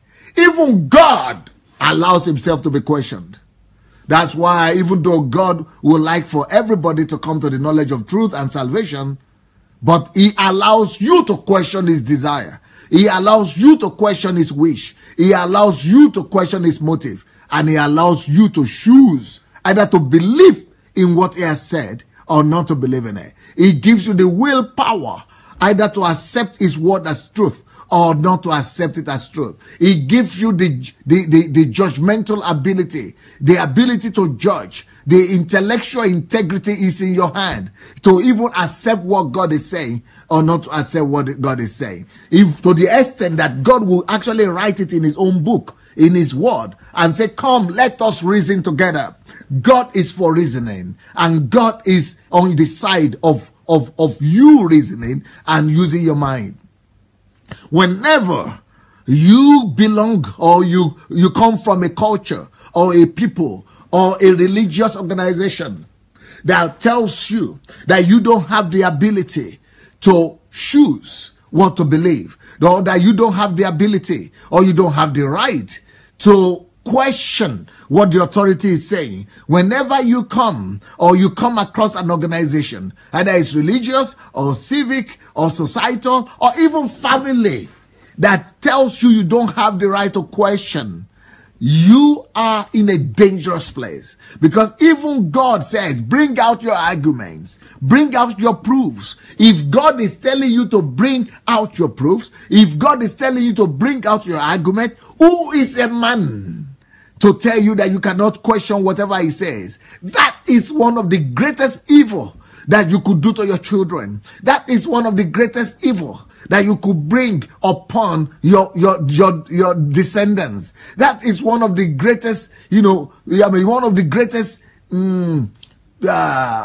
misfortune you could bring upon your descendants and upon your own children when you come to a place and you begin to tell them they do not have questions, they do not have the right to ask questions, or they do not have right to question you, whatever you say, or to question your words just because you are their parents or just because you are an authority figure to them. But it's even one thing when parents do that, but when you are an adult, okay? When you are an adult that is educated, you've gone to school, maybe you even have your own children, you are more than 18 years old, and you now find yourself in a church and being an adult. Maybe you are even a person that makes decisions. Maybe you are even a leader in your own class. Maybe you are even a successful person in your own standing. And now somebody else is trying to tell you that you do not have the right to question whatsoever they tell you. And you go and put your head down under that kind of authority in the name of religion. Wake up. Hit yourself in the head. Do anything you need to do to get your head wake up. What is that? Who has bewitched you, oh foolish Galatians? Who has bewitched you? Who has bewitched you? Who has bewitched you? If God is saying that he could be questioned, who has bewitched you that you will not even question a man? What is that, for Christ's sake? If God himself could be questioned, who is man that he cannot be questioned? And this is the greatest factor of foolishness and stupidity that has befallen our nation and our continent. The religious organizations of my country have taken it upon themselves to monopolize truth and to monopolize people's lives and people's minds. People who are pastors and religious leaders have taken it upon themselves to decide if you are going to use your mind or not. People who are supposed to be father figures, people who are supposed to be religious leaders or even family leaders, they have they have instituted structures and systems in a way that you don't even have the right to question anything, thereby making you mental slaves. So mental slavery is what is reigning in our societies today.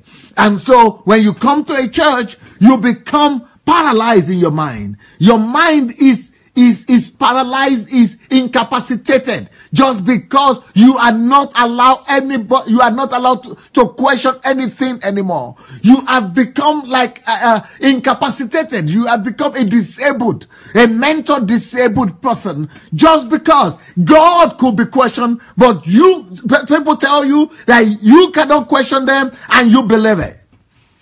People tell you you cannot question them and you believe it. Whereas the Bible says God can be questioned.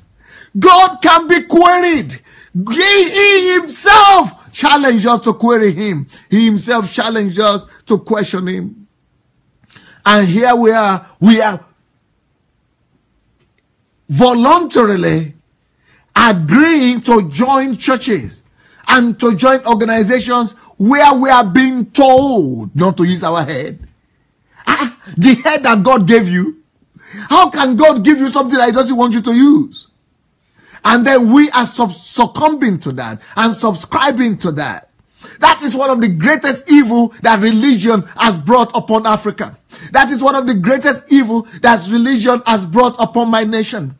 That my people now, even PhD holders, even grandfathers, even adults, they are like Philistines and vegetarians in the church today, because they will not use their mind. They will not question anything.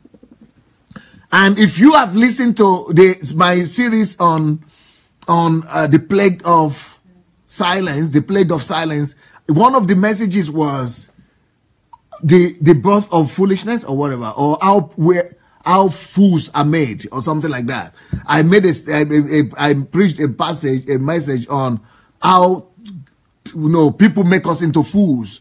How fools are made? There are two conditions to making fools. The number one condition to making fools is that they make you not to, they make you not to believe the truth. You are prevented from believing what is truth. One, that is one way of making slaves. The second way of making slaves is that you are told a lie. So those two things are the greatest instruments of our pastors, so-called pastors, and our culture sometimes. They tell us lies in the first place, and then they prevent us from believing what is true. They don't even allow you to go to places where you could listen to what is truth, because they want to tell you that since they are authority figure in your life, and now that they are your leader, or they are your pastor, and they are your father, or whoever they are to you, that they now have the key to your mind, to your brain. This is exactly what Jesus was speaking about when he was talking about the Pharisees. Because he told them that you are not going in, and even those people that are supposed to be going in, you are not allowing them to go in. You have taken the keys of knowledge from people. So you are not telling people the truth, and then you are not allowing them to go to where they could hear the truth. You are not allowing them to hear the truth. That is one of the greatest evil that anybody could perpetrate against you. And this is being perpetrated against a whole nation, a whole continent, a whole culture. We are in danger of just becoming zombies. You want to know why people don't believe the truth? You want to know why people don't believe the truth? Okay, let me ask you the question. If Gomaiwa, can you come? Let me use you as an example. Let's say, okay, this is Mayowa, her name is. Let's say you belong to one of the churches, one of the big churches in Nigeria, and you hold in high esteem your pastor, and so your friend or anybody is sending you the links to Dr. Sunday Adelaja's messages, and they are telling you this will help you, the truth will be here, but your pastor specifically instructed you and said, don't listen to any other minister's messages, or don't go to Pastor Sunday Adelaja's platform. What do you think a typical Nigerian would do? They won't go. They won't go. No. Why? Because an authority figure has instructed them, and especially if you are concretely and specifically instructed that don't go to listen to Sunday Adelaja's messages. That's why most people who, in our culture and where we're coming from, you don't even think twice. You will even go ahead and tell other people not to listen, or not to go and listen, and not to go and, because that is it. Authority figures, they have monopolized people's minds and people's brain. And you don't have the right to question that. And you don't have the right to go and say, okay, I want to go and listen and find out for myself. Or I will listen and come back to tell you, what I think. Or I will come back and convince you. But that is witchcraft. That is pure witchcraft right there. So it is witchcraft that we are calling churches these days.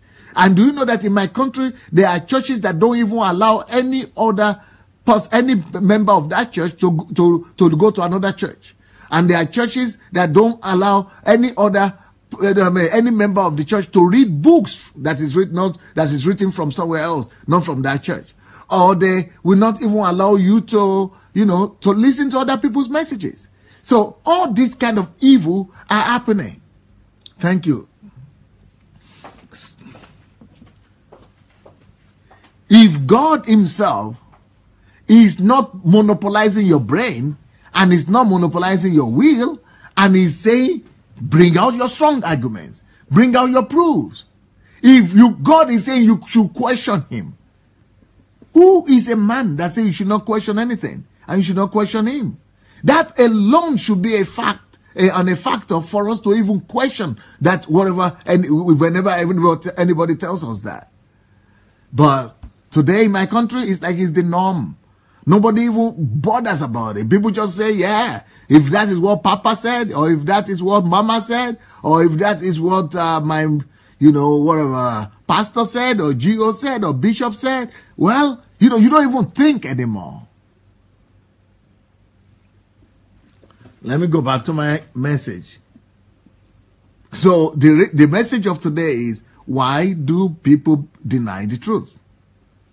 The reason why people deny the truth, the number one reason, is because of authority figures in their lives. Let me tell you another thing. And I might need you again, Mayowa.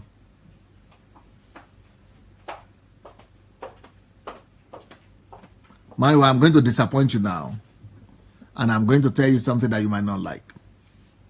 And this is not just about you, this is about me, this is about everybody else. And I want to tell you, people who are at home, every one of you, this truth is a hard truth. But you need to hear it. And you need to consider this very seriously. Maiwa, do you know that you, like most of us, most people, maybe you are now better because you are listening to Pastor Sunday, right? But generally, even before, let's say before you met Pastor Sunday, there are exceptions to this, but very few exceptions. Do you know that, Mayowa, you, like every other person, you don't really believe truth? Yeah. You don't believe what is true. Yeah, I know. And I tell you why. And I tell you why. You don't believe what is true, and none of us believes what is true. Because we never bothered about it. You never researched truth. You never bothered about truth. You know what you have believed, what you have come to believe in your life? And all of you that are there also, you know what you have all come to believe in your lives? You have only believed what, the two things that have made you to believe everything you have believed today. Two things. One, you have only believed people who you respect or who are authority figure in your life. Those are what those people have told you, they are the things that you have believed. If you go right now and make a list of all your belief systems and what you have come to believe, you will be shocked to discover that 50% of those things that you have come to believe are the things that have been told you by people that you respected, people that you honor, people that are authority figure in your life. Those could be your parents. In fact, 1/3 or 1/4 of everything you believe today, they are coming from what your parents have told you. Maybe not your direct parents, maybe your relatives or people who are responsible for bringing you up. Now, another big chunk of people of what you have come to believe are the things that you have learned in school, or you've learned from your senior colleagues or senior friends or senior relatives.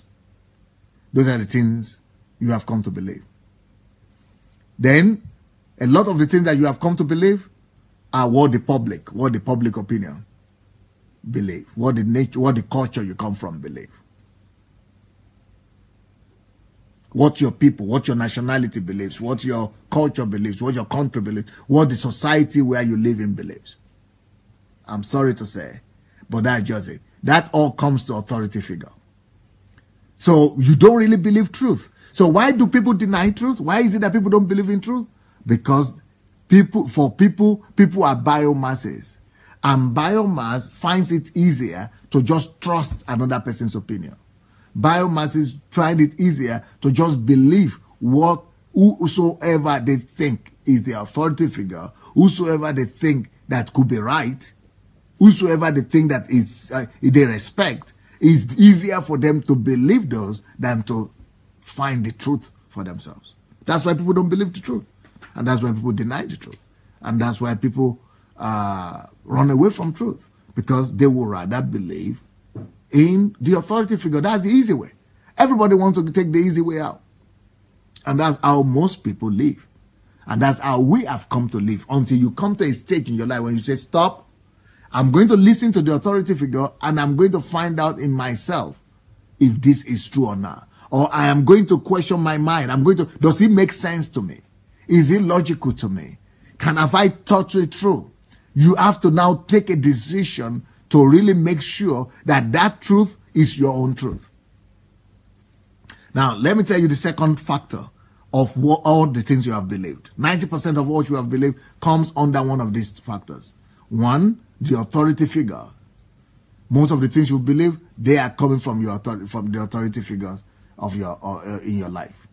The next category of the next reason why you believe all you have believed is because is that you have believed. The next category of all the things you have come to believe, they fall under the category of the things. Oh, let me say it differently. So we don't believe what is truth. We believe what authority tells us. Number two, we don't believe what is truth. We believe in what is repeated over and over again to us or in our ears. So 90% of everything you have believed come from one of these sources. Either you are believing what authority figure has told you, or you are believing something just because it has been repeated over and over into your ears until you begin to believe that it is your thought, that it is your mind, that it is you thinking like that.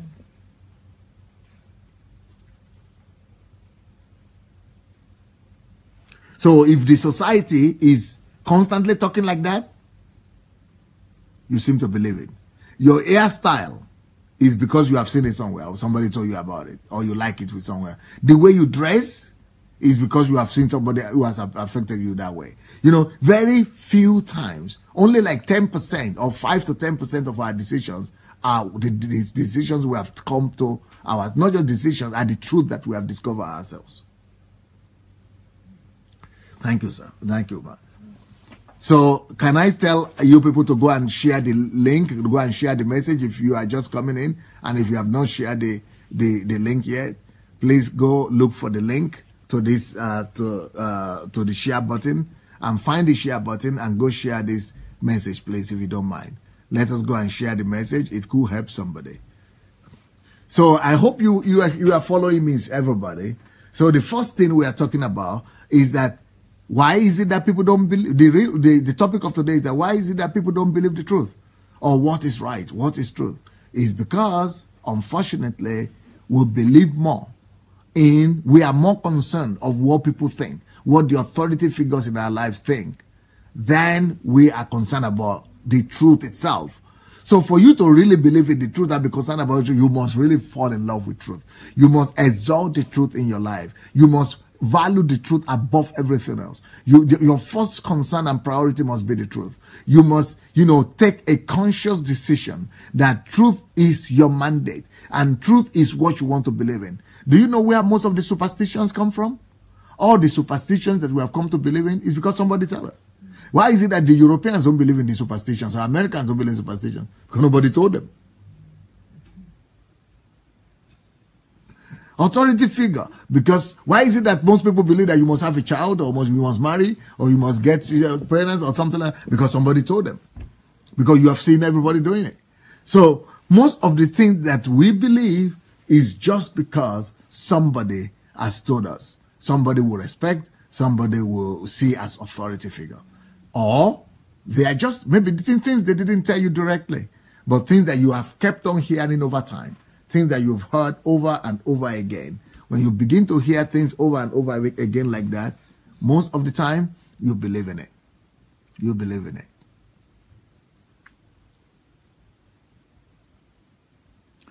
John chapter 18, verse 37, Jesus says, "This is the reason I was born and came into this world to testify to the truth." So the reason Jesus is saying he came to testify to the truth. So there is nothing more important than truth. There is nothing that is more important than the truth. There is nothing that you should ever elevate above the truth in your life. The desire for the truth must be your paramount desire. The desire for the truth must be your basic need.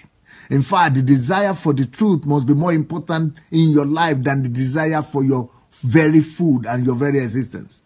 The desire for truth must be much more important than the desire for your own family and for your children. The desire for truth must be more important than your own very life. There is nothing more important than truth in this world. And that's what Jesus was saying, that even he himself, his life was given to him for a purpose.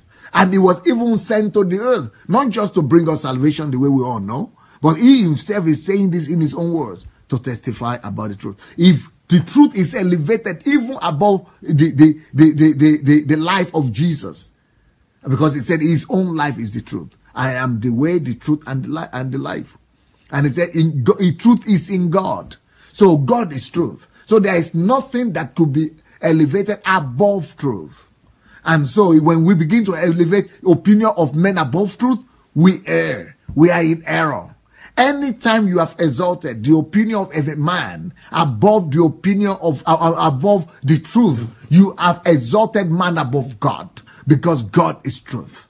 Anytime you have respected the opinion of man above truth, you have sinned against God. Some of us think that sin is just smoking and drinking or sleeping around. But truth really, as you can see, is the truth. I mean, truth really is more important than, I wanted to say, most of us think that sin is smoking and drinking. Sin is sleeping around or doing something like that. But not believing the truth and elevating lie or individual's opinion above the truth is a sin as well, because the truth is God. God is truth. And when you elevate the opinion of a man, of an authority figure above the truth, you actually sin against the truth.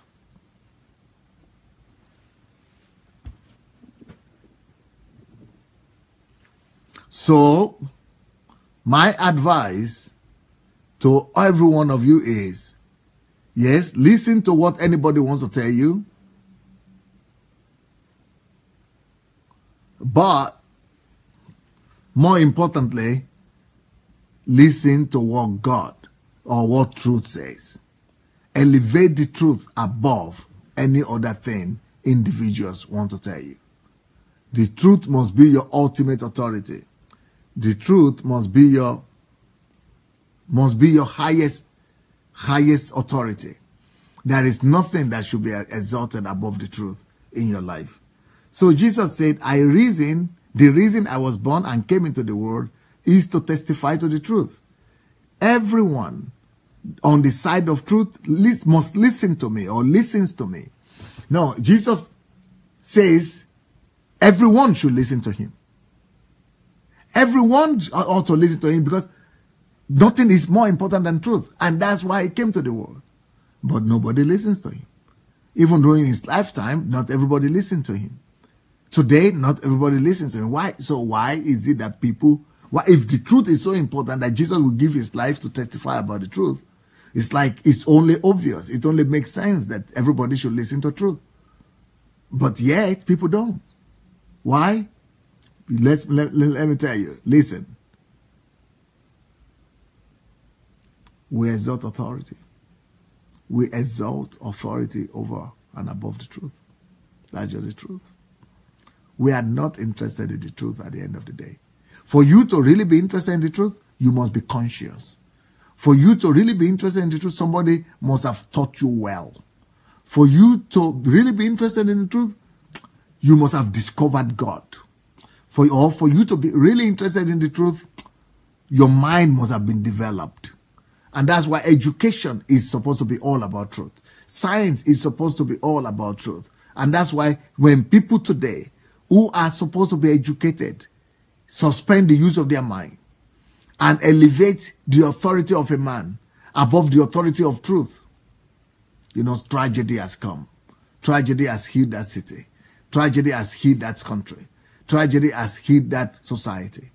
Because education is the greatest power of education is to lead you to truth, to make you a seeker of truth and a lover of truth.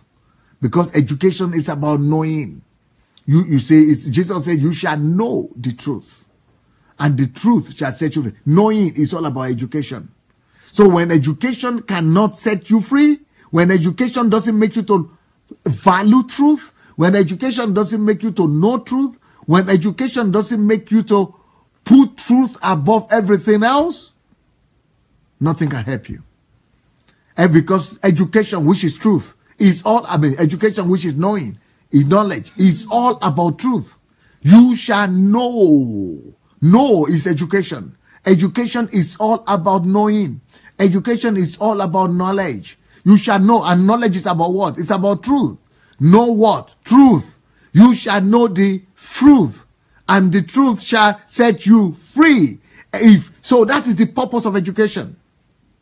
Why is it that when people go to school, and especially in the early days in Africa, when people travel to Europe and they come back from being educated in good schools, they come and revolt against superstitions that are really in the society, or they come back and deny all the practices of their fathers.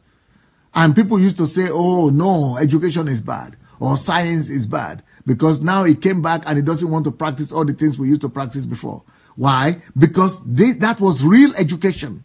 Real education will push you to deny any superstition or ungrounded statements and ungrounded, assumptions that are not, confirmed by facts or truth. Real education will set you free from dumbness. Real education will set you free from stupidity. Real education will set you free from lack of using your mind and your brain. Real education will make you to be a lover of truth. Real education will push you to seek for truth, to love the truth, and to desire the truth above everything else. Real education will make you to want to know truth. Real education will waken up your desire for truth. Real education will make you to be hungry and desperate. Real education will make you to be a seeker of truth. Real education will make you will teach you that the greatest desire of your life should be for truth. Real education will let you know that without truth, you are not free.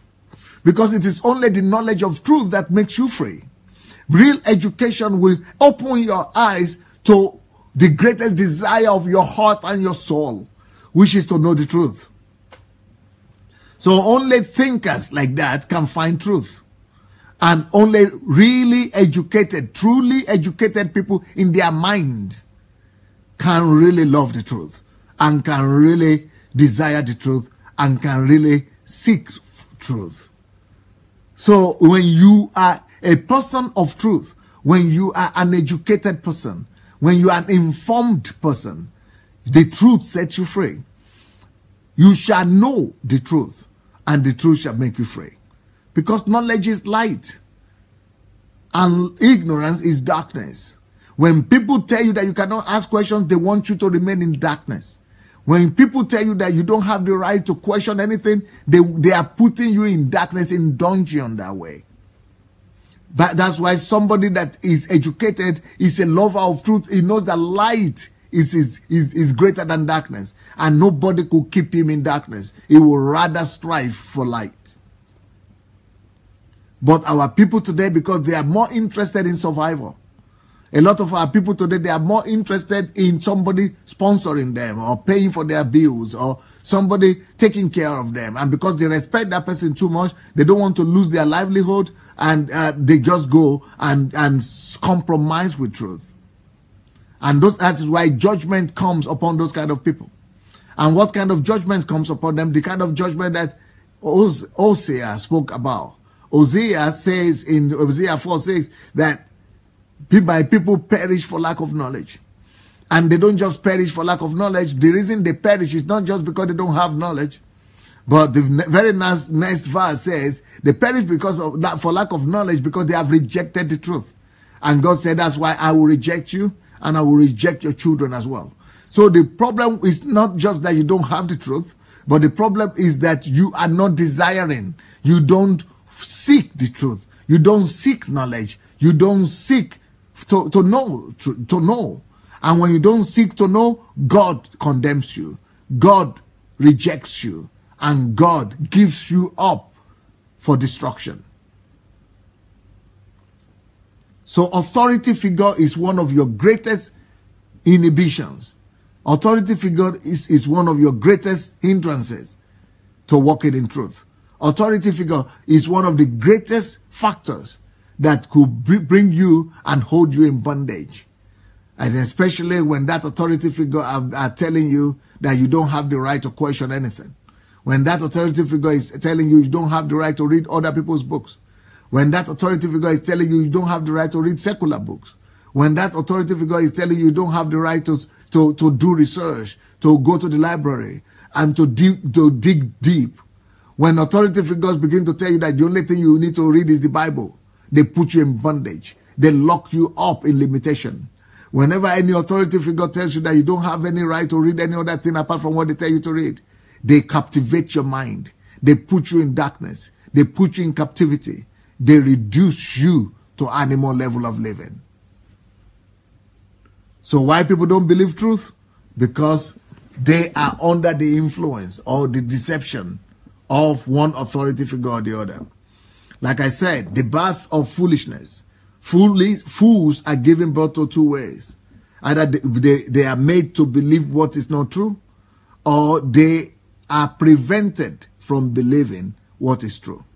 So they are not allowed to believe what is truth, and they have been told lies. So they are made to believe lies, or they are made to believe what is true, not to believe what is true.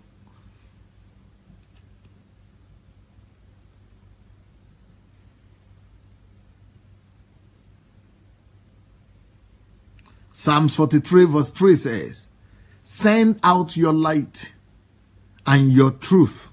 Your light and truth goes together. Light and truth, just like truth and grace goes together. Because truth is light.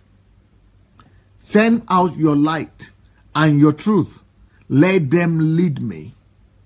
Let them bring me to your holy hill and to your dwelling. That is why God is never going to be against light. That's why light is knowledge. That's why God is never going to be against knowledge. And that's why God is never going to be against the truth. That's why God would never prevent men from asking questions. And that's why God would never prevent men from seeking. In fact, God judges men who don't seek for knowledge. God judges you when you stop to seek for knowledge. God condemns you and gives you up for destruction when you refuse to seek for knowledge. That because knowledge is truth and knowledge is light. And those are the two things, the only two things in the world, knowledge and light, and in truth and knowledge, or light and truth. Those are the only two things that will lead you to the holy hill and to his dwelling. When you are really addicted to knowing the truth, when truth is your primary concern, you will find God one way or the other. If you are really, truly sincere.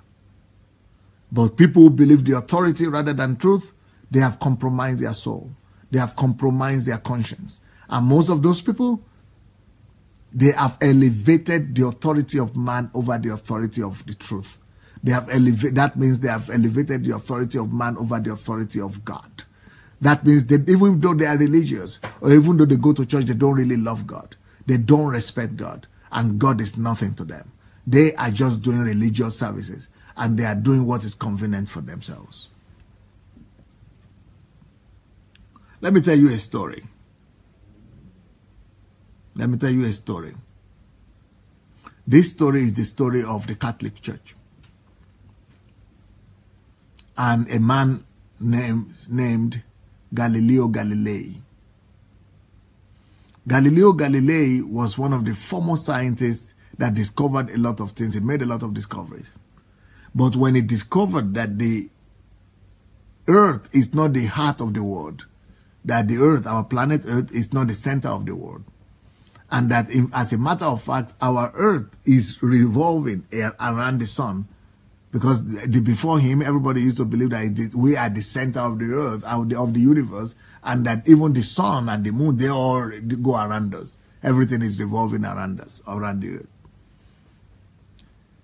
The Catholic Church that this man has served faithfully, the Catholic Church that has exalted this man as a hero, they came against him and told him he had to deny that fact. But he said, I cannot deny it because I've done scientific research. I have investigated the truth. I have researched the matter. And this is science. I mean, facts tell me I cannot deny the fact that my mind, my eyes are seeing. That I'm seeing it. Microscope is telling me that it is the earth that is revolving. They said, but the earth is not revolving. We are here. If it had revolved, would have gone upside down and would have turned. He said, no, but that's not the way it is. It's going so slowly. So he They told him, they gave him ultimatum that he must deny. And he was a professor that was teaching in Catholic institutions and all over the world. Catholics used to rule the world at this point. You know what? The Catholic Church ordered a decree, issued a decree that nobody should believe this man's revelations or discoveries. And because the whole world was Catholic that time, the whole civilized world, the Catholic Church issued a command that everybody that this man is a heretic, that is in error, and that he should not be believed. Nobody should take him serious. And you know what? Millions of people all over Europe. These are not Africans. These are Europeans. Millions of people were castigating Galileo Galilei. And they were actually saying that he was in error. And they believed the authority of the Catholic Church. Because in their mind, the Catholic Church is the ultimate authority. They could not get it wrong. Well, Galileo Galilei refused to recount. And he said he would rather die. And he died for his faith, for his belief system, for the truth. So they banished him into like a house arrest, and he died there.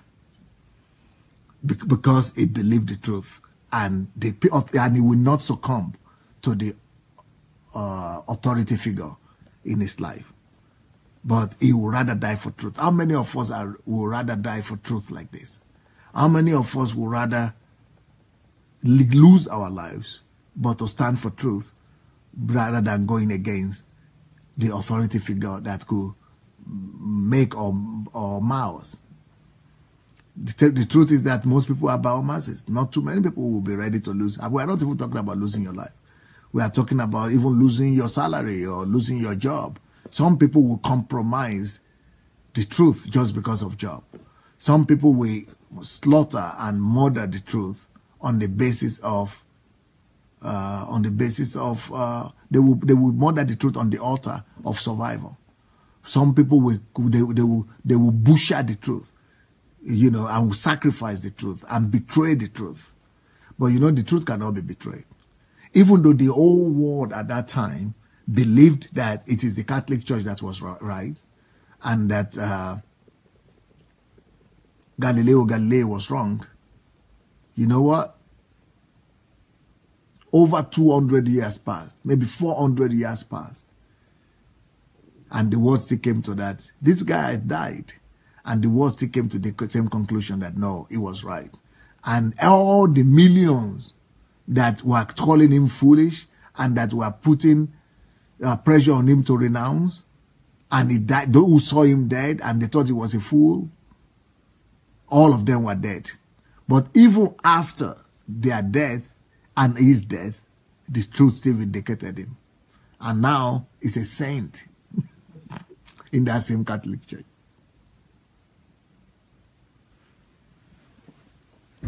The truth can never be betrayed,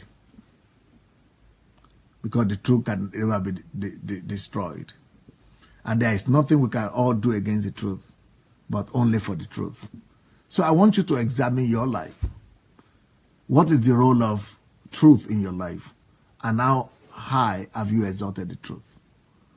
And what is the role of the authority figures in your life? And how much have you placed the truth above authority figures in your life? If you are given a chance or a choice between the truth and authority figures in your life, are you really sure that you will be able to stand for what is right? Are you really sure that truth is your priority? Are you really sure that truth is your benchmark? No, truth is your priority, and that truth is your virtue. That truth is your virtue. That truth is your preference. That truth is your authority. It's your ultimate authority. Are you really sure of that? Have you really convinced yourself and settled to the fact that, come what may, I will always be on the side of truth? Have you settled for the fact that God is truth and that you are submitted to Him? Are you really a believer? let's go to us now as Christians. Most of the things that we believe in, is not really the truth. The other day I was talking about praise and worship. And everybody thinks that without praise and worship, you don't have a church. I mean, there are some people who are doing praise and worship. In fact, their whole church is about praise and worship. But do you know that praise and worship might not really be necessary to be a Christian or to start a church? Because when you look at the New Testament, you don't even see praise and worship there.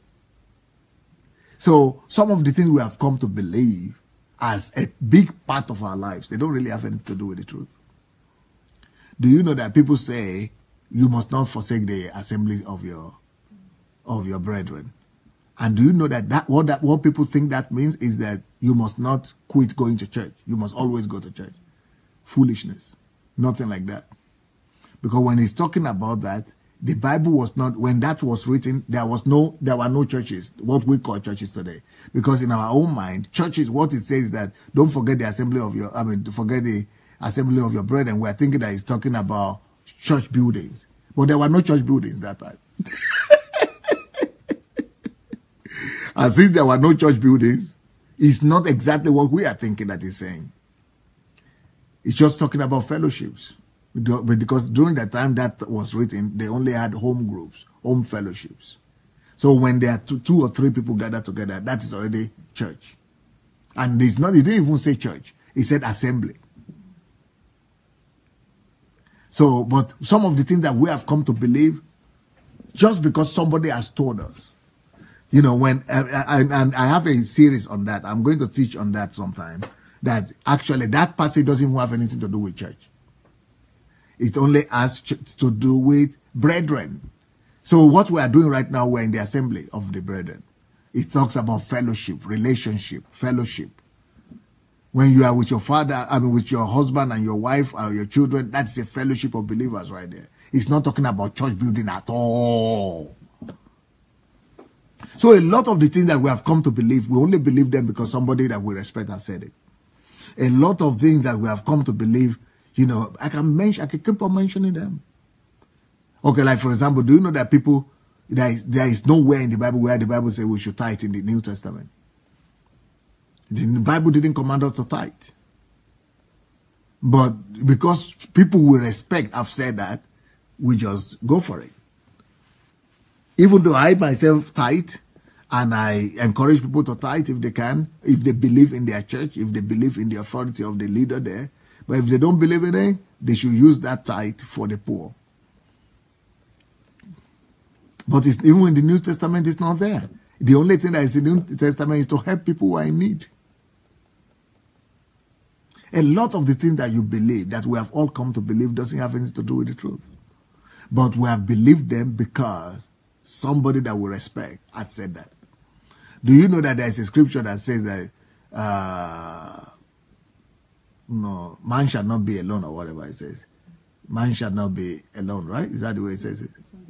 It's not good for man to be alone. It's not good for man to be alone. But everybody is preaching that is talking about marriage, husband and wife. Do you know it didn't talk about marriage there at all? Man shall not be alone. It means what it says.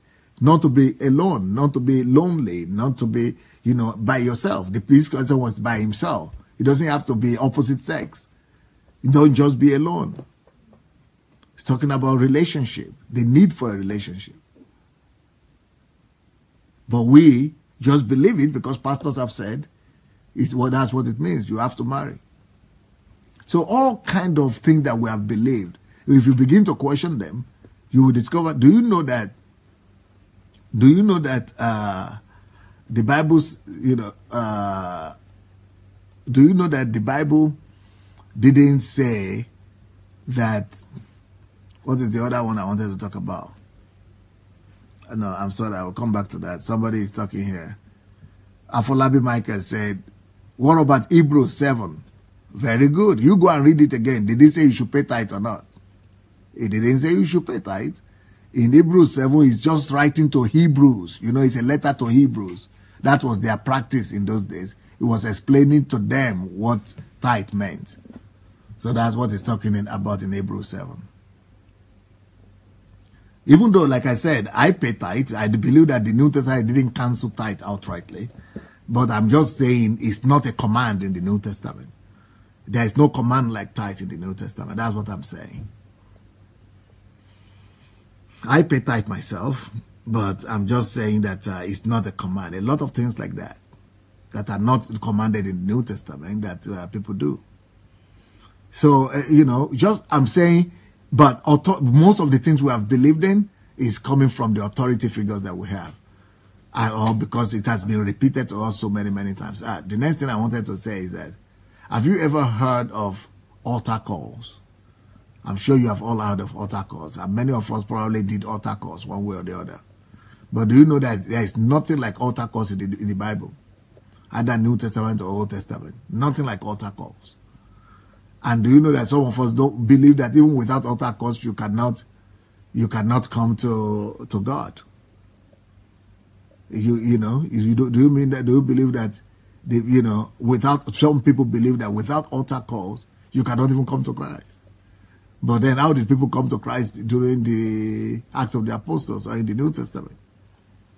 They came to Christ without altar calls. So there is something we are missing.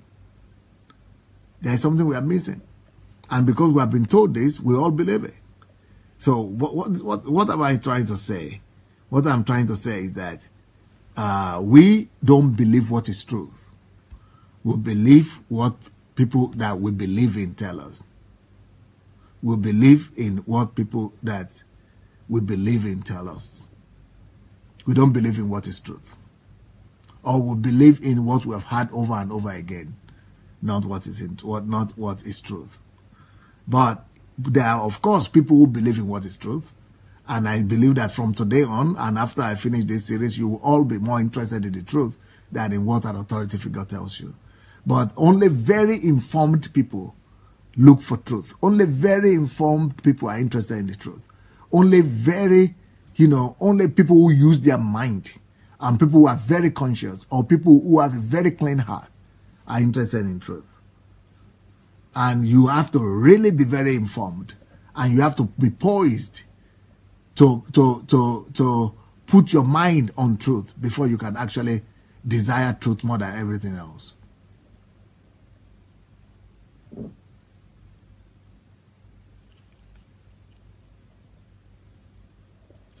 So I will advise you to put the truth above everything else.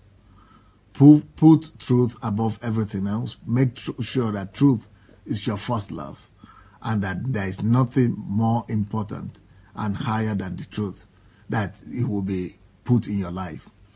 So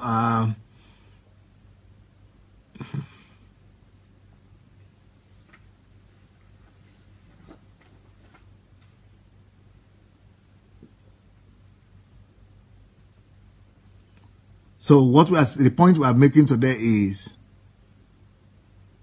the reason why people don't believe in the truth. People don't believe the truth because they have some authority figures in their lives that have instructed them wrongly, or they have some authority figures in their lives that have advised them against the truth, or they have already believed a lie that has been told by an authority figure in their lives, or they have an authority figure in their life that has prevented them from believing what is true. So that is what happens to a lot of people. Again, if you have not yet shared this message, go and look for the share button, and please be free to share the message, please. Please be free to share the message. Be free to share the message. So,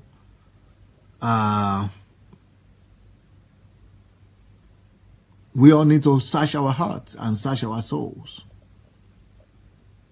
Do I build my life on truths or on just obedience, blind obedience? Do I just follow and obey what people that I respect say to me, or I make sure that I discover that this is the truth first of all? Do I value the truth above other people's opinion, even if there are people that I love so much and there are people that I respect so much, or there are people that I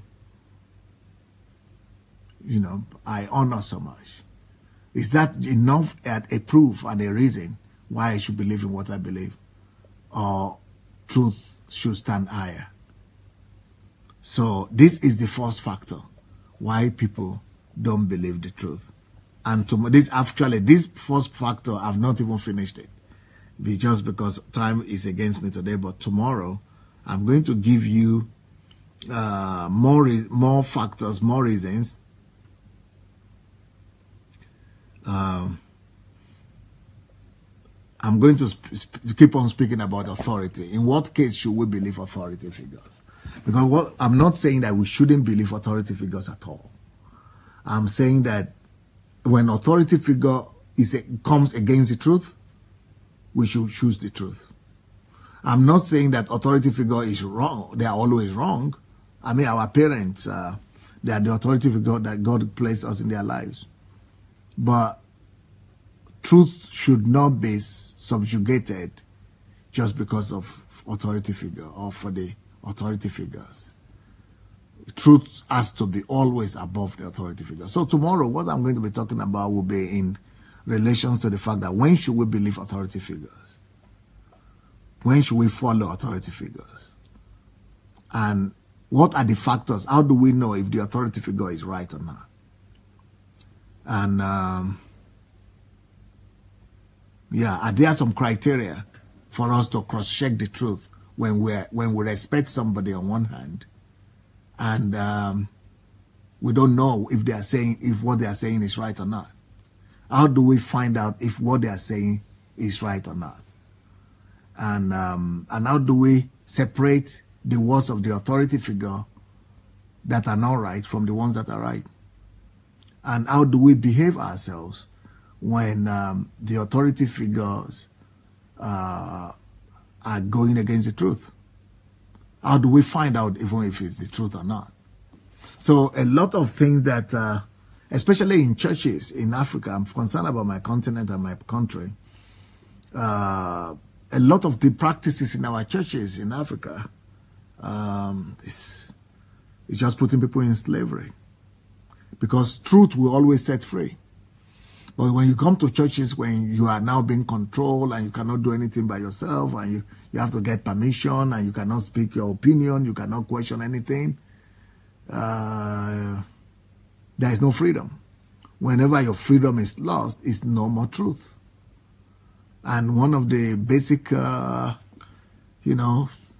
tests to truth is to know if it gives you freedom or not. If it doesn't give you freedom, it is deception. So I'm going to be talking about I'm going to continue this is just the first factor, but it's going to be in second part. So I'm going to continue the second part of it tomorrow because this is just part one. Why do people believe? Why is it that people deny the truth? Why is it that people don't believe the truth? Because of authority figures. And tomorrow I'm going to tell you how to be able to, what to do with authority figures if they are telling truth or lie, and what do you do about it. So let me find out what you are thinking. Let me hear your opinions. What are you thinking about this teaching? Can you write your opinion here? Let me hear your thoughts about this message today. Will you write your thoughts and your opinion here? Please write your thoughts and opinion, what you think about this message. Did it help you? Or what are you experiencing in your heart? What are you feeling in your soul, in your emotions, what are you feeling right now? Would you like to write what you think, what you're feeling? I'm going to try to read your comments, and let me even ask people here if they have anything to say. Any one of you want to comment? Nothing, or no comment? Okay. Mayowa wants to say a few words. And, okay, here we go. Hello, everyone. When Dr. Sunday was just teaching just now, I was just thinking about all the times where I haven't actually believed the truth. And it's actually true. When I came out here and he said, he's going to say something, and that we don't believe the truth, that I don't believe the truth. And that is true, absolutely. and we all don't, for reasons that is explained, especially with the authority figure. But it really kind of saddens my heart. I know that it's going to teach on it tomorrow. When do you actually stop believing or not accepting what people say? Because I've grown up with, you need to be submissive, you need to obey before complain. You know, I hear that a lot, so much, because God didn't create me to just be a dummy that accepts what another person says, because that's another person. I'm also a person, and God creates everybody equally. So, but then where did I start listening to authority and not even taking account or taking stock of my own thought or my own belief and doing my own investigation, doing my own research? But I think for me personally, it's got a lot to do with religion. And I think actually God set me free. I was just thinking back on my old church and how the pastor would just say, you know, shh, especially a woman, just listen to the Holy Spirit, and then it's just pure manipulation. Listen to this, and when you question something, it's always you're wrong for questioning it. So I just really want everybody to kind of take stock of that, especially in church. If it says in the Bible, husband and wife. Yeah, I know husband and wife, even children as well. You do it with your children. So in church, they would just say, shh, especially women, and they'll give you all these different Bible quotes. But you know, God actually set me free when I started listening to Dr. Sunday last year before I came here, because my pastor, everything that he says that we shouldn't do, especially something that he complains about a lot, he went ahead and did it. And then when I questioned him, and he said God told him. So I said to him that, well, how do you know that God is not telling all the other people to do those things when they did it, that you complain and you tell them off, you say that they're wrong for what they're doing? How do you know God? And he just didn't have anything to say to me. So that was the day that I got delivered, but I didn't even know that I was delivered that day until Dr. Sunday started talking about it today, because I realized that it's all fallacy. How could somebody else be telling you not to do something, but they're doing exactly the same thing? And then they will tell you that God told them. You know, we need to start respecting God and actually honoring God, because I really don't understand how we could believe in God, truly believe in God, and still believe what other person says over what God has said. And also, the worst thing is that we not only believe what the other person says, they're all false that they're telling us, is that we're not even checking them. We're not even taking any reference. Those things that those people are even saying is making us subordinate, or what's the right word? Is subduing us. You know, so how can we really believe in God? So for me, I'm even questioning my belief in God, because if I believe all those things, how can I really, really believe in God? Because those things that they tell me is that I am superior. The authority says, I am superior. I know better. You don't. So God that created you with less understanding, less knowledge. You can't do, especially if you become an adult.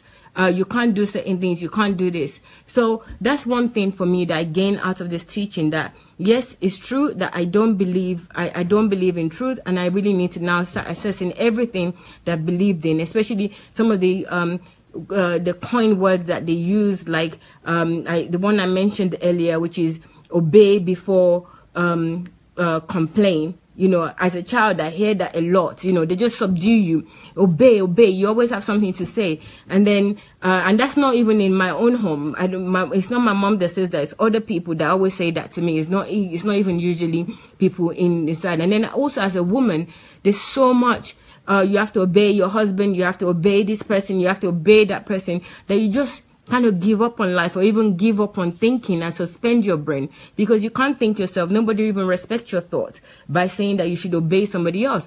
Why should I obey somebody else? Can't I think myself to do something? So that's there. And also as parents, please, I know many people are parents out there. Let your children speak. If you raise them well enough, you know, you shouldn't be comforted that you've raised them and you've raised them well. So when they make their own decisions, you know that you're making the decision based on the good, sound teachings that you've given them. You know, you don't allow your children to talk. You don't allow them to be honest. You tell them when adults are around, don't say anything, even if they have something good to say or something interesting to say. It's like they don't even matter. And it still goes on even to adulthood. When, you know, you're an adult and you're with your parents and they start saying, oh, you shouldn't say things because elderlies are there. They just use all this kind of, you know, it's just, we just all need to take stock now and take over our own lives, and also start to love and believe in God.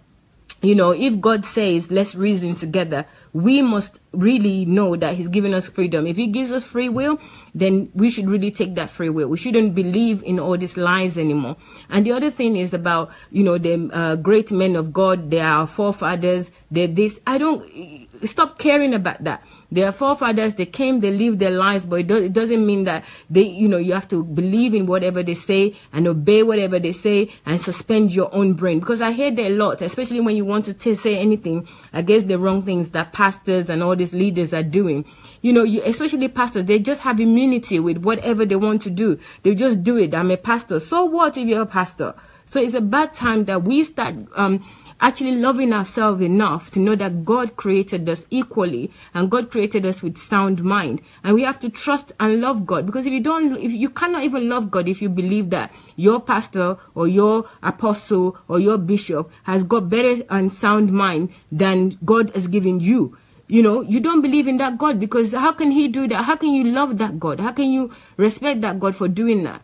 You know, I've mentioned this before. Even as a parent, if you think that if you think your mom likes one of your siblings better than you, that causes problem in you. That gives you a lot of complex. So obviously you're going to have complex with God. How could you be worshiping God and going and listening to all these people telling you not to do this, not to do that, and you're still continuing to do so? You know, it's really, it doesn't even make sense to me anymore. I'm really thinking, why did I even join any church in the first place? Why was I even listening to anybody? Why didn't I just take the Bible, love God, respect God, have a relationship with God? Because everything that I know, like somebody said, every bad thing that I learned in terms of being fearful or being worried, being concerned, or saying my mind, suspending my brain, they were all learned in church as far as I'm concerned. Yeah, there's some good things that came with it, you know, that came with my life in church, but most of it was so negative. I could have gained the good thing that I gained in church if I'd known God and had a relationship with God. You know, so it's not unique to the fact that I went to church. That's when I gained those things. And there's still so many people right now that are still going to those churches, that are still attending just to save face. You guys now, you know, it's clear that you do not love God. Number one. Also, it is clear that you're fearful of man. And also, it is clear that you don't even love yourself. So you need to start thinking really now. You know, I'm not even saying this because I'm here. I'm saying this because please free yourself, because the world needs you.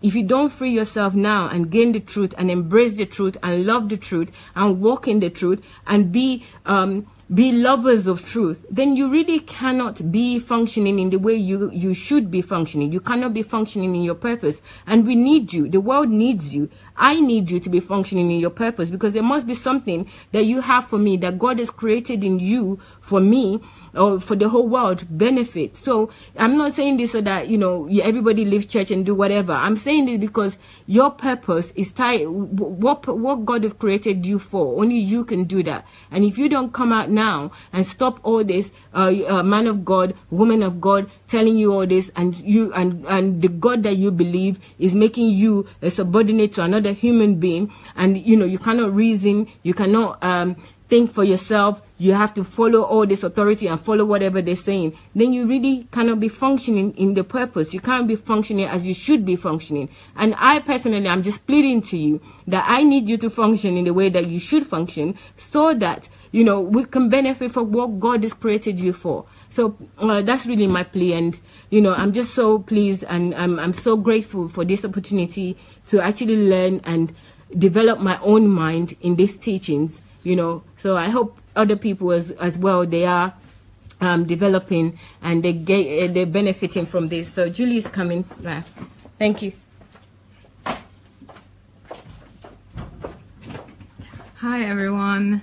I still love what Maiwa just said, because I was thinking about this one. I was thinking about this as well, because I come from the same background where I was made to obey at any cost, and the most important premise in our family was listen to the elderly. You know, listen to the person who's older than you. Don't question them. Don't ask questions.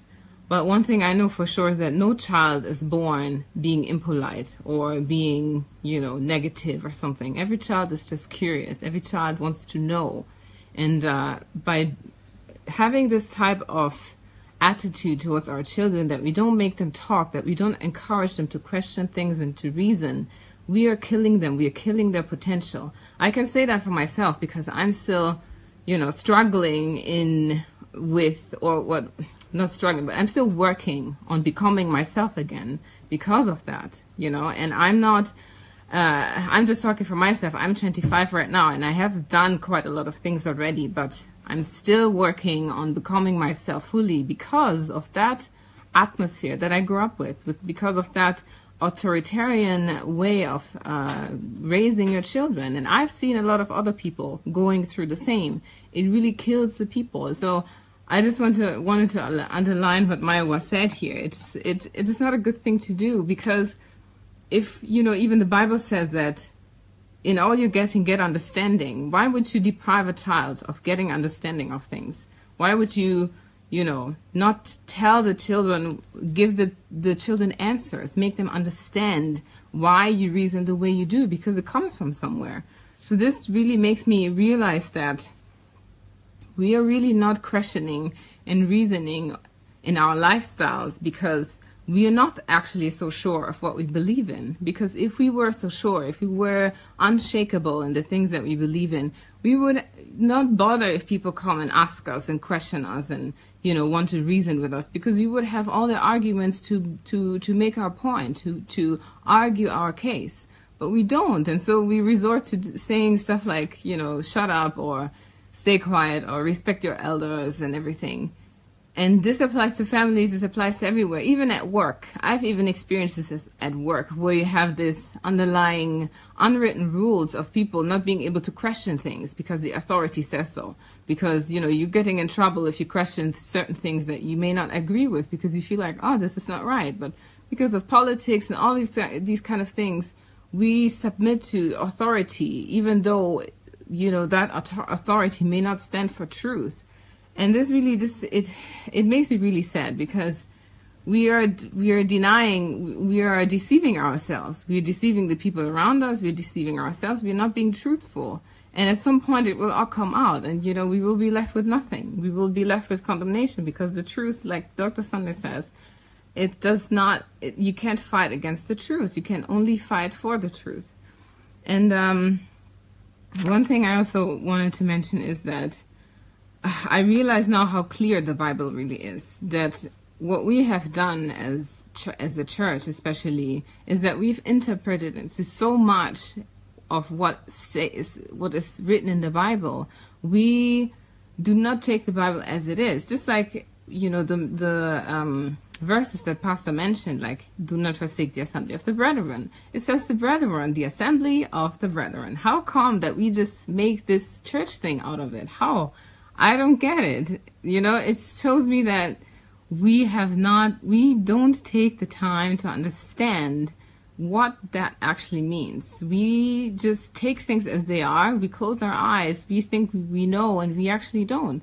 So I'm just very grateful for the teachings that we've gotten in regards to relative truth and absolute truth, because with this knowledge, we should now be able to discern, especially when reading the Bible, what is truth that is universal and what is truth that is relative, or that is applicable to a specific situation or a group of people or a specific culture, and all of these things. And it is not something bad, to find things in the Bible that are not absolute. It is helping us to live. This is a place.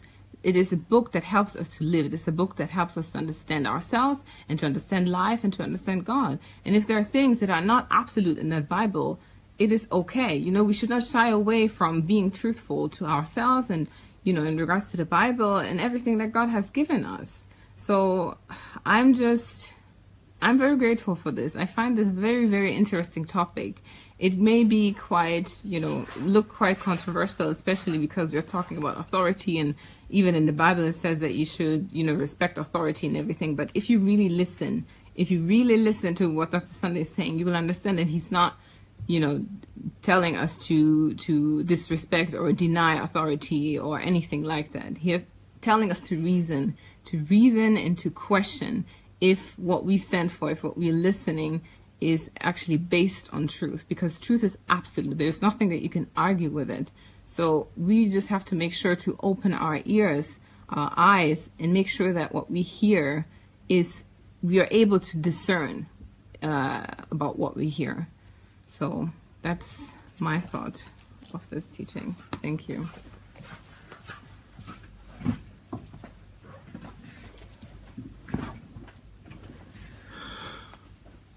Thank you so very much, girls. And thank you, my friends that are here.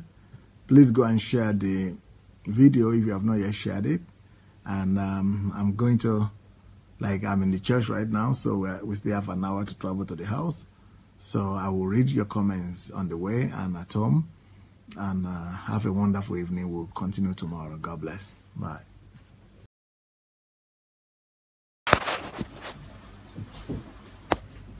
Hello guys. Hello, good evening. Who's going to be the first to join us today? Hello, hello, hello. Hello. Rochelle, how are you? Good evening. Hi, Julie. Julie's telling me to do my hair. Hello. Hi, Rinde. Gift, good evening. How are you? Justin, good evening.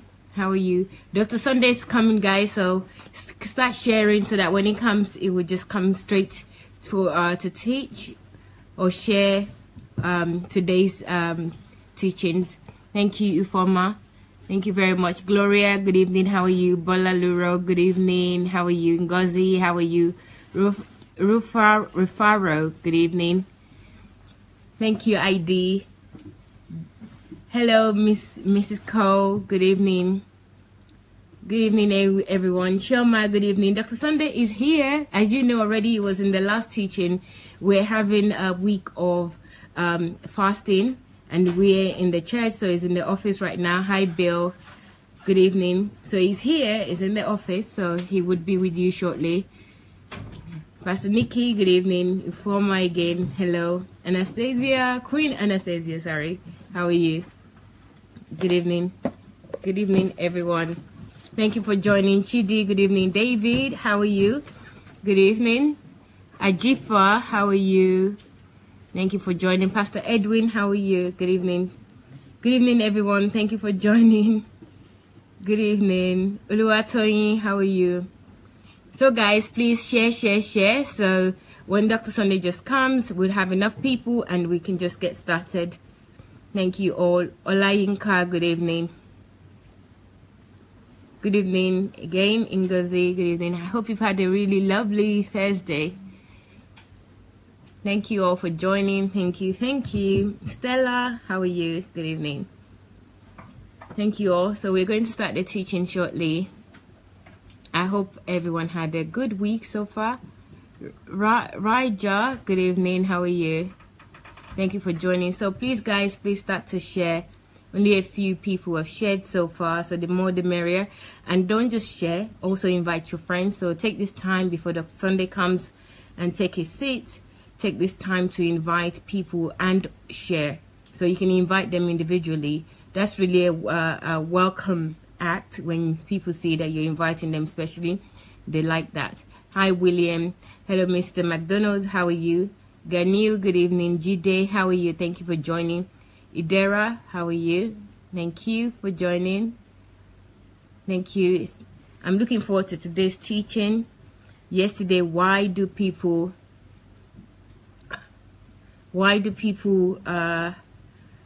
reject the truth or deny the truth? That was yesterday's teaching. So Dr. Sunday is going to continue, new title today.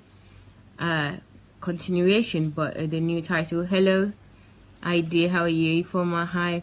So guys, I just want to remind you of one thing. Actually, the current campaign that we have on. Thank you so much. I've seen a lot of people have put in stuff on their profile, on their personal profile, not just sharing, but actually posting individually. So that's great. Thank you for doing that. Please continue to do that daily. Myself or Julie actually together, we will send you a daily banner of the teaching, and all you need to do is just post it onto your Facebook page so that other people can see it. Your friends can see it, so it's coming directly from you rather than sharing from Dr. Sunday or other pages. It's coming directly from you. That will be your post, and you can post as many times as possible. And to go one step further, we've also included a list of titles or comments that you can put on the post. So you can actually devise your own, write your own comment, or just to save you time and the energy of having to think, you can copy and paste any of those lists onto your post. And please do that as many times as possible, 4 or 5 times a day. That would be great, so that other people can join us with this teaching. You know, these teachings are so important. It's not just for us, also for our world, for everyone else in the world, because what good is it that we learn and we understand, and everyone else that we interact with, they don't have the understanding? So that's the idea behind this. And also, a lot of us now, we are going off doing our own projects and doing other things, developing ourselves through what we've learned in the last few months. So maybe sometimes you can't join, but at least you can still help somebody else to join and get the information, get the development, the knowledge that we've gained from this platform. So please, guys, help us out and post this. Help your world. Actually help yourself, because as soon as other people get the width of this teachings, they understand it, they are developed in it, you have a better world. You have better interaction with people that have sound mind with the information that they need to be the best that they can be. So it would be great that if we all share, be involved in sharing this. The post will come to you daily, will come through the groups, or it may come through emails. So all you need to do is just upload it back or download and then upload onto your page. Copy the photo or copy the banner, upload it onto your page as your own personal profile or post for that day, and then copy and paste the comments. So Dr. Sunday is here, is going to join us now. Thank you. Bye.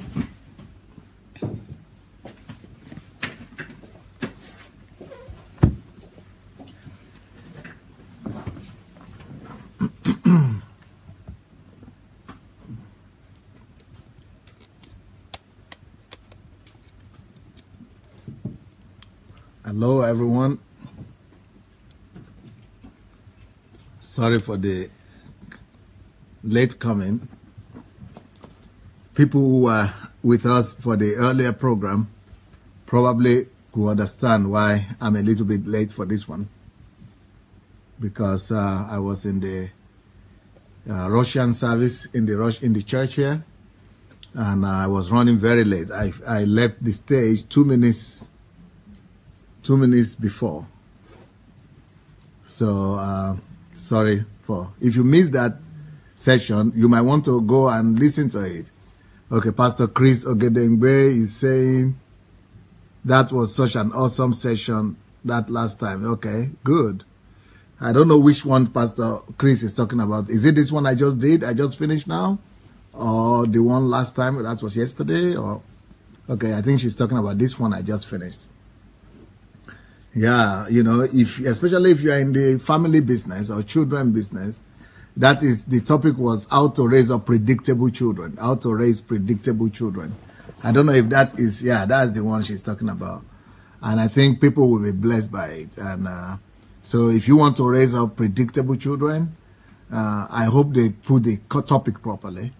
If not, then Mayowa and the girls, you need to put on that particular topic. So if you have gone to share, go ahead and share the link right now. Yesterday, I spoke to you about why people deny the truth, why people don't want to believe the truth, why people deny the truth. So today, I'm going to be talking about almost part 2 of that, but it's going to be called differently. Why people deny the truth. And the topic of today is, or why people reject the truth, why people reject the truth. And the topic of today is, authority is good, but credibility is better.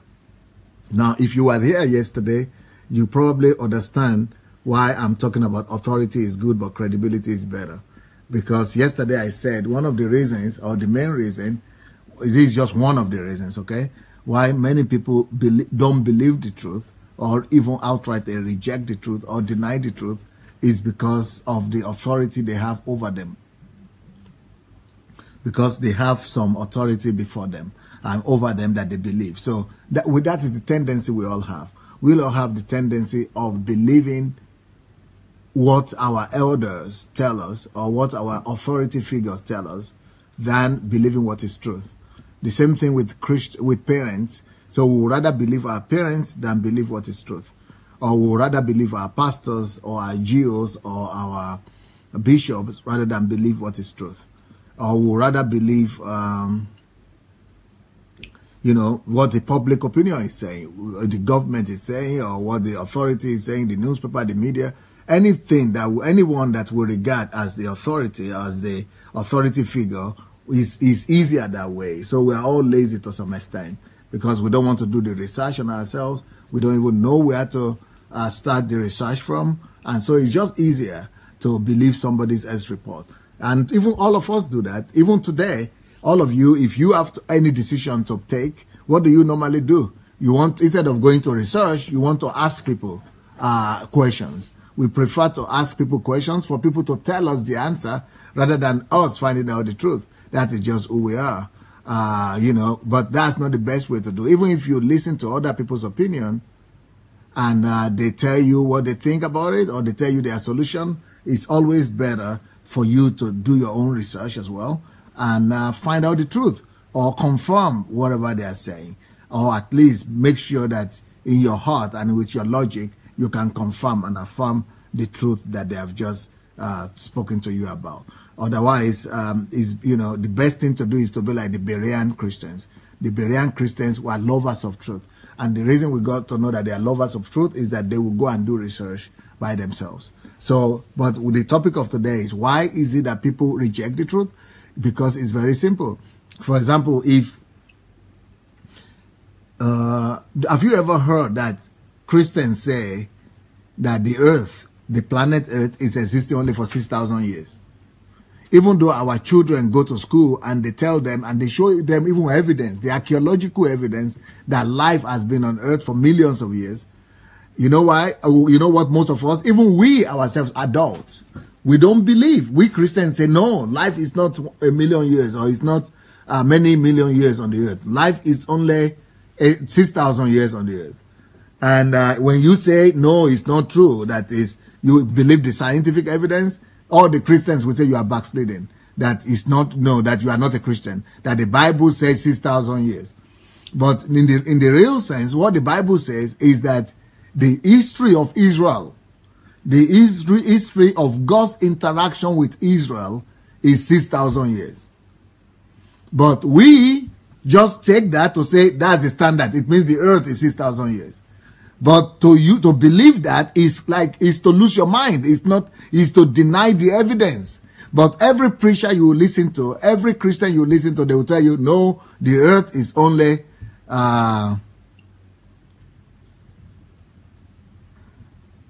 they will tell you that the earth is only 6,000 years. That's what they will tell you. The earth is only 6,000 years. But in the real sense, the earth is more than 6,000 years by itself because science has proven that, because evidences are there that the earth is more than 6,000 years. The only thing is that on the earth, the story of God's interaction with Israel, as recorded in the Bible, is 6,000 years.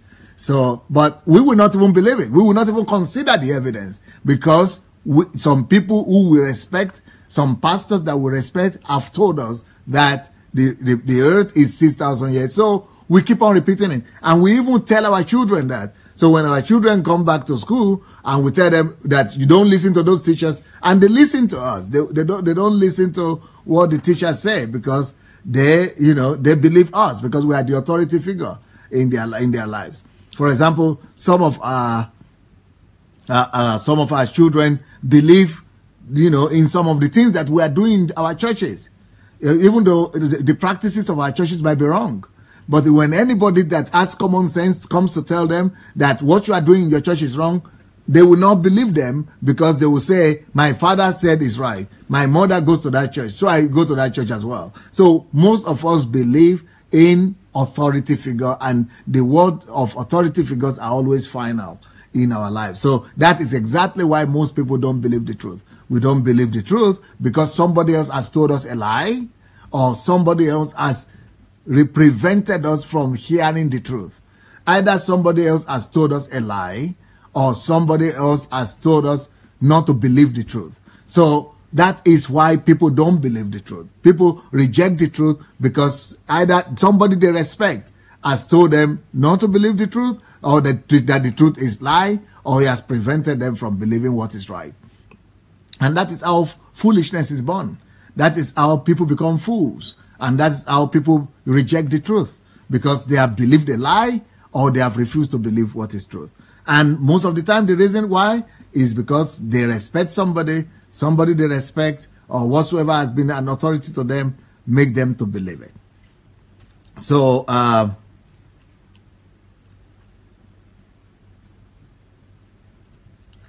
but today's topic, I just gave you the background on where we got today's topic from. So, but today's topic I called authority is good, but not good enough. Authority is good. It's good to believe authorities. So there is a place for authority. There is a place to believe people you believe, or you are your leaders. There is a place to believe the authorities, but credibility is better. Like, I'm an authority to you. That's why you are coming to probably listen to me, but that is not enough. I must produce evidence. I must produce evidence, credible evidence, why you must believe in me. Yeah, it's good that I have authority with you, but anything I say each time must be confirmed or backed up with some evidences or the other. So I should not just use my authority that I've built the largest church in Europe, or I've been in ministry for 30 years as the basis for you to believe me. No, don't just believe me on the basis of what I've done. Don't just believe me on the basis of, what I did right yesterday. Every single statement that I make, every single, affirmation that I make, for you to believe it, you must find it logical to you, or you must find the evidence to it, or I must be able to prove it to you. If I don't prove it to you, it's not enough that I said something right yesterday. So authority is good. Yes, you could believe me on the basis of my authority. That is not bad, but that's not good enough. So authority is good. God instituted authority, and there is a place for instituted authority, or a chain of authority, or chain of what do I call it? Chain of what do you call that? Anyway, the chain of authority, there is a place for that, but that should not be the supreme. The chain of authority is not enough to establish the truth. The authority might be enough for them to give you leadership.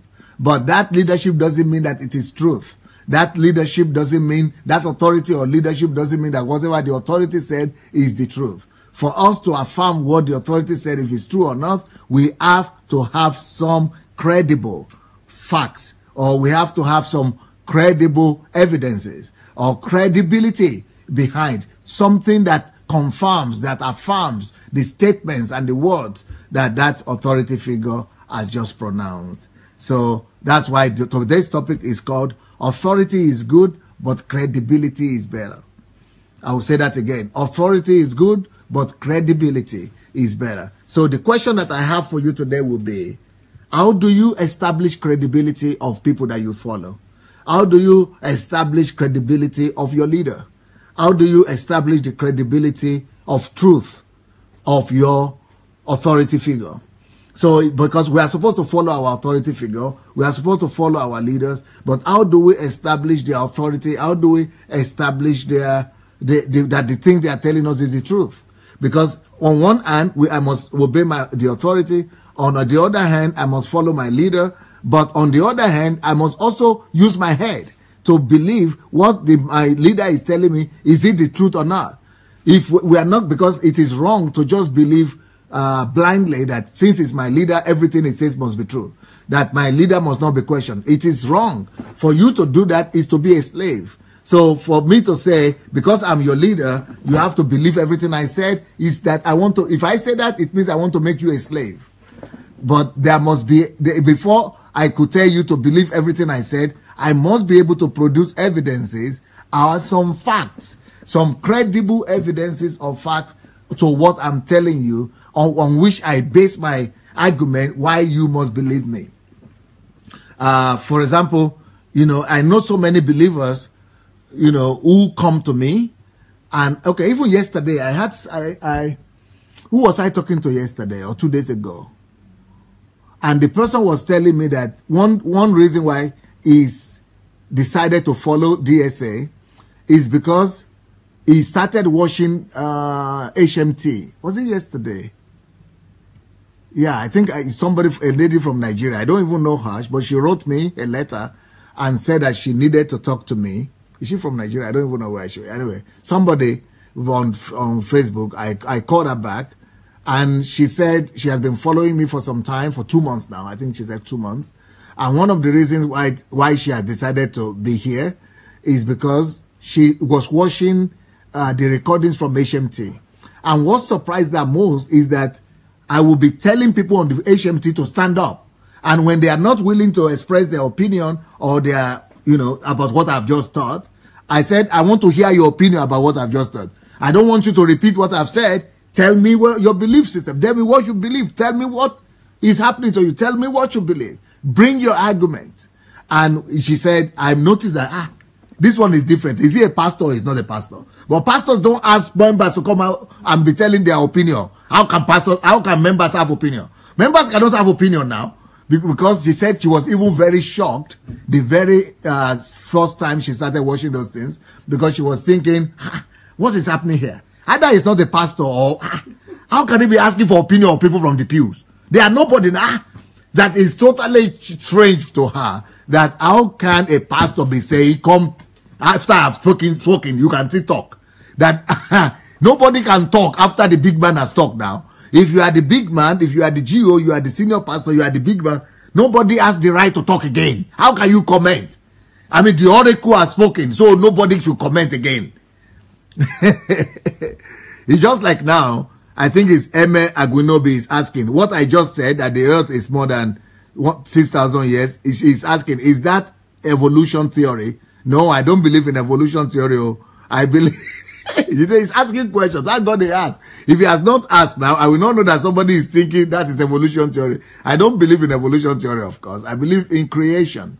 But I'm just saying the earth has been created more than 6,000 years ago. Only, when you do the studies, you will see that, yes, the earth has been created for, thousands of years. So, millions of years, maybe even. So, anyway, what we are saying is that, so this lady was saying, if this man is asking people to come and speak their opinion, let me see how he will react when somebody says something that is not in line with what he has just said, or when somebody doesn't agree with him. So she said to her utmost surprise, she was listening over and over again, not one person, not two person, not three person, not four person. Everybody just coming to say their own mind, and they are not being controlled.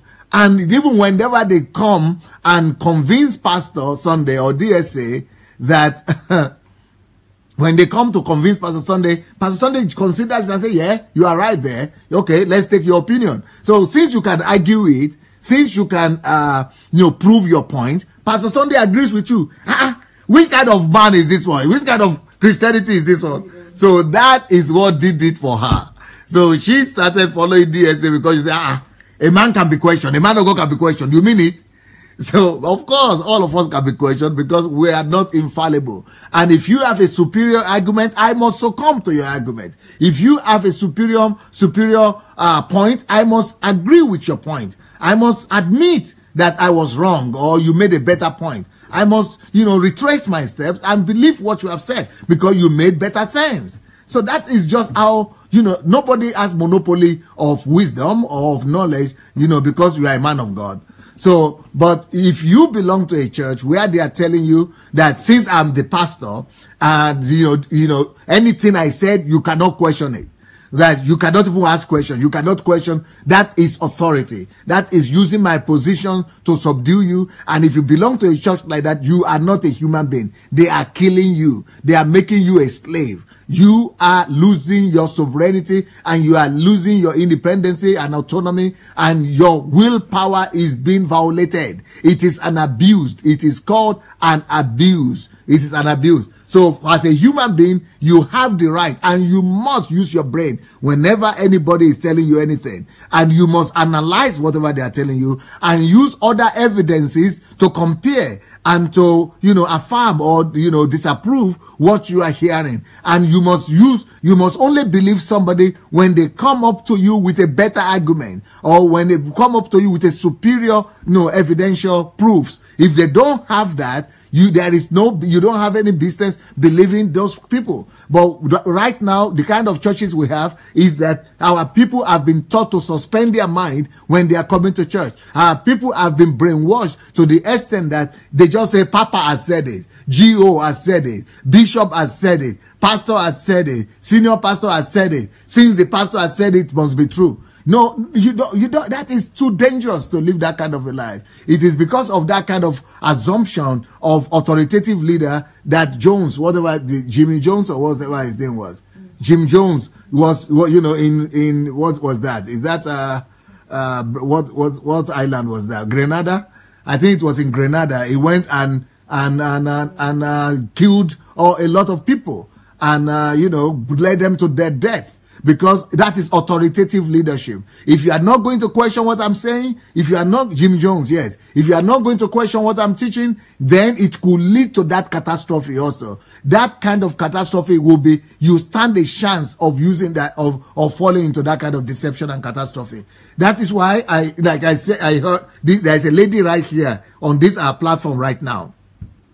That is, they call it, the Guyana tragedy, Jim Jones. There is a lady right now that told me a story that in churches in Nigeria now, in Cameroon, in Zambia, another person told me about it from Cameroon. Another person told me the same story from Zambia. Another person told me the same story in Kenya, Uganda, Nigerian churches and African churches. Young girls will come to church and be in the choir, as virgins. They came to church from Muslims, became born again as virgins, and all of them are doing abortions. For the senior pastor or for the local pastor, they are doing abortion right there in the church. They were even virgins when they came to church. And you are saying, okay, he's the man of God, that, it is between him and God. Or it is the man of God and, what did they say again? It is, we cannot question the man of God. Because it is just don't touch the anointed. That doesn't make sense, because all these girls, they just come and do what the pastor says. Why are they doing what the pastor says? Because the pastor is an authority, an unquestionable authority. When you just say, okay, I am the unquestionable authority and I'm making you to be pregnant. Not just to be pregnant, but to go and do abortion. That is killing. And you are going to do it because man of God has said it. What kind of obedience is that? How can you say you are obedient? You cannot be obedient to that level. That's foolishness. Because the thing that they are telling you to do is against logic. What you didn't do in the world, you are not now being told to do it, and you are saying he's the man of God. He cannot be touched. Touch not my anointed. And a lot of other stupid stuff. Yesterday I just had a story. Somebody got a good job. You need to pay for your rent. You need to pay for your car. You need to pay for some school fees. Every year, in the beginning of the year, they said, all your salary, you must bring it in January or February, because it is first fruit. So you have nothing to pay for your rent, nothing to use to pay for your children, nothing to use to pay for your car, nothing to use, and you are saying you are doing first fruit. Where is your logic? Nothing to pay, to use to bless your parents. The whole thing. You are not just to give 50%. You give the whole thing. And you say you are just because man of God has said that. So that is, authority is good, but authority will be deadly if we don't use our mind with it. Authority, as good as authority is should not be absolute. It is truth that must be absolute. You must use truth to balance authority. Truth must be used to balance authority. So why people don't believe the truth? Because they believe authority more than truth. Each time you exalt authority above the truth, you will always go into error. Each time you exalt authority, okay, for example, God, people are saying, thou shalt not suffer the wish to live. Why? Because some authority has told you that. You now said it is from the Bible. Yes, it is from the Bible, but it's from the Old Testament. But the person who started your religion, the person who, who gave you salvation, who gave you eternal life, Jesus Christ said, love your enemy. Pray for them. Do good to them. Now, because one GO has prayed that, thou shalt not suffer a wish to live, and that you should pray that wishes should die, you are now doing what a GO is telling you to do, to kill people and to pray that somebody will die, instead of doing what Jesus said. So this is like, we are now rejecting the words of Jesus himself, because we have exalted the word of man too much.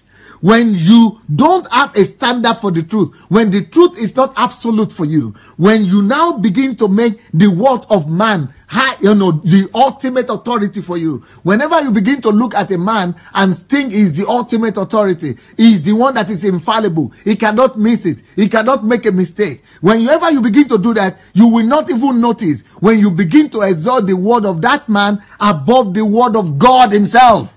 Now, how can God say, pray for your enemy? How can God say, love and curse not? And you are releasing curses. And Jesus has said, love only. Bible has said, only love and curse not. Curses not. Don't ever curse a man. Only love. But because you are going to a church where they are saying, curse your enemy, destroy them, let them die, let them do this. And you are doing that, but you neglect the word of truth. You neglect the word of Jesus. You have exalted the authority of your church above the word of Jesus. You have exalted the authority of your church above the word of God, above God himself.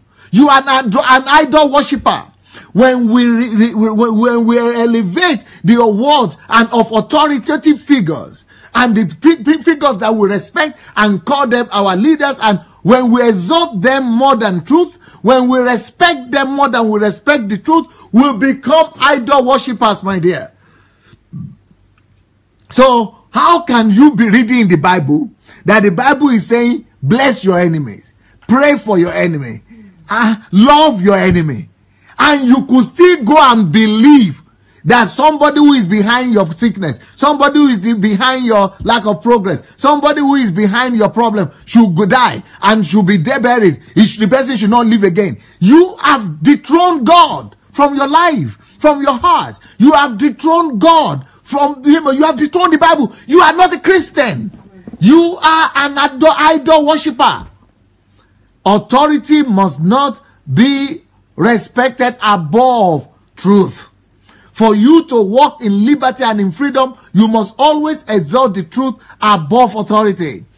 Any pastor, if you are a leader or a pastor, you must always tell your people and teach your people not to respect you more than they respect the word of God. Not to honor you more than they honor God. Not to honor you more than they respect the word of Jesus and the Bible. You should not be elevated above, no matter the kind of respect people have for you. And somebody was telling me about some churches in Nigeria. Almost every church in Nigeria that has a bishop or has a senior pastor or has a GO, people respect their GOs today more than they respect the words of the Bible. In fact, they don't even know what is written in the Bible anymore, because they don't even think with their head. It is what the GO has said. It is what the big man has said. It is what people have said. See now, Cecile is writing something here. She says, yes, sir. And when some young girls want to complain to the older women in the church, the older women in the church will be the ones carrying them. Oh, Mayowa also said that many times. The older women will be the ones carrying away the young ones and telling them that they are devil's vessels to destroy the church and the reputation of the man of God. The worst is when the headquarters are being contacted, they will make these guys live miserably. I don't see the rest. And, and not take it serious or something like that. So because they have elevated the words of man above the words of God. So they make these girls live miserable, therefore encouraging the pastors to continue in the rapes and abortions. So sad. But unfortunately, it's happening in all Nigerian-based churches in my country.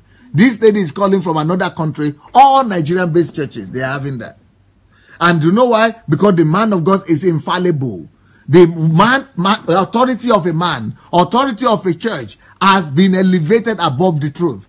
Please hear me today. If you don't hear anything else I say, hear this one and remember it. Even if it is me that has violated the word of truth, no matter how authoritative I am, no matter how respected I am, I must come down and admit it that I have violated the truth. I have violated the word. I have violated I've done something wrong. I have done this, and the truth must be supreme. The truth must be more than me. I am wrong. I repent. Forgive me. There must be. The truth must be the ultimate and the supreme authority over all of us. But when we now say it is the word of the general overseer, or it is the word of the, GO, or it is the word of the bishop, or the senior pastor that is supreme. In fact, in some churches now, that is only the word that matters. In many churches, the only thing that they are using to rule the church and to manage the churches now are the words of the men of God, not anymore the word of God. That's why I'm saying authority is good, but authority must not be promoted above the truth. Jane Musanka said, every time you exalt the word of man over the truth, you are in error. That is absolute. That is the only thing that should be exalted. Pastors should be teaching their members to respect and elevate the word of God above themselves. Yes, because we're all going to die and the word of God will remain. Omonike said, yes, DSA, the staff working in those ministries that are taking first fruit always take the salaries of their staff in January without giving them their staff a dime, saying that it is the first fruit. What a sad story. Ufoma said, that is very true. People know the man of God and the church more than they know God and his word. They know the man of God, but they don't know the God of the man. Janet Oyeronke Cole said, church members only believe their pastors, not God anymore. Jide Craig said, even God elevated his word above his name. Yes.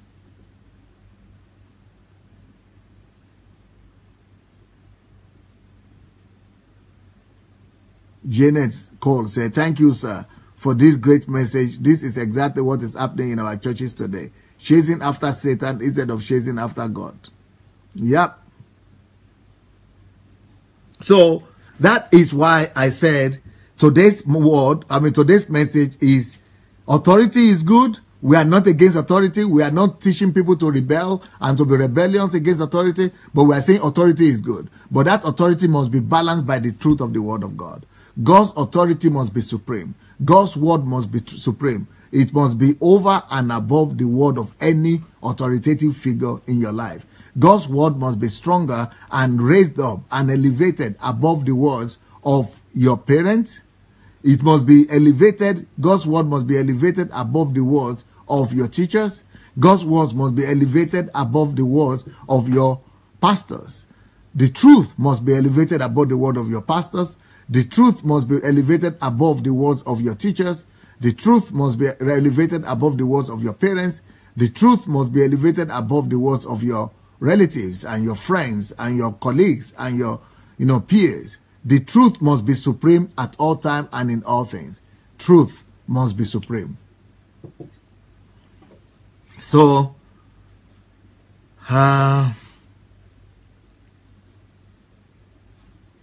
in 2 Timothy chapter 3 verse 8, it says, now, Paul is writing, now as Jannes and Jambres resisted Moses, so do these also resist the truth. You see, in the Old Testament, it was about authority.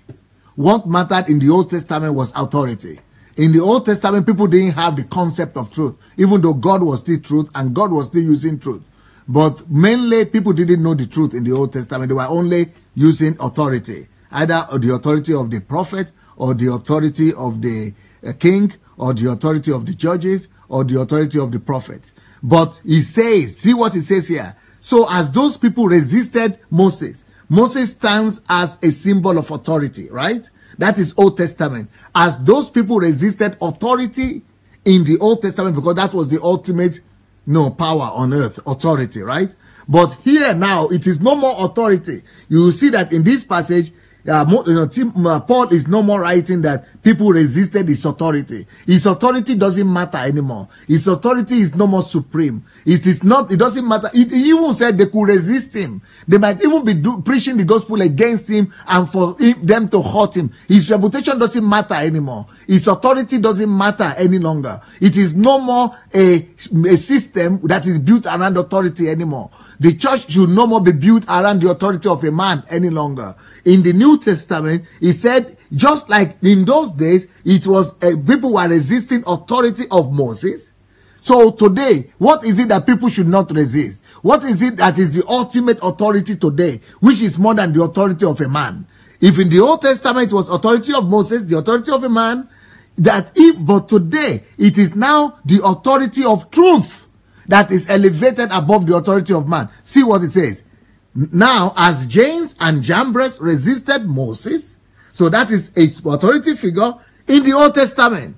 So also today, so do these also resist not man, not Moses, not Paul, not Peter, not even Jesus. So also do people resist today the truth. In the Old Testament, it was the authority of man, Moses, leader, judge, prophet. So unfortunately, to so many churches, that is still what they are doing. They are now instituted man of God, prophet, doctor, apostle,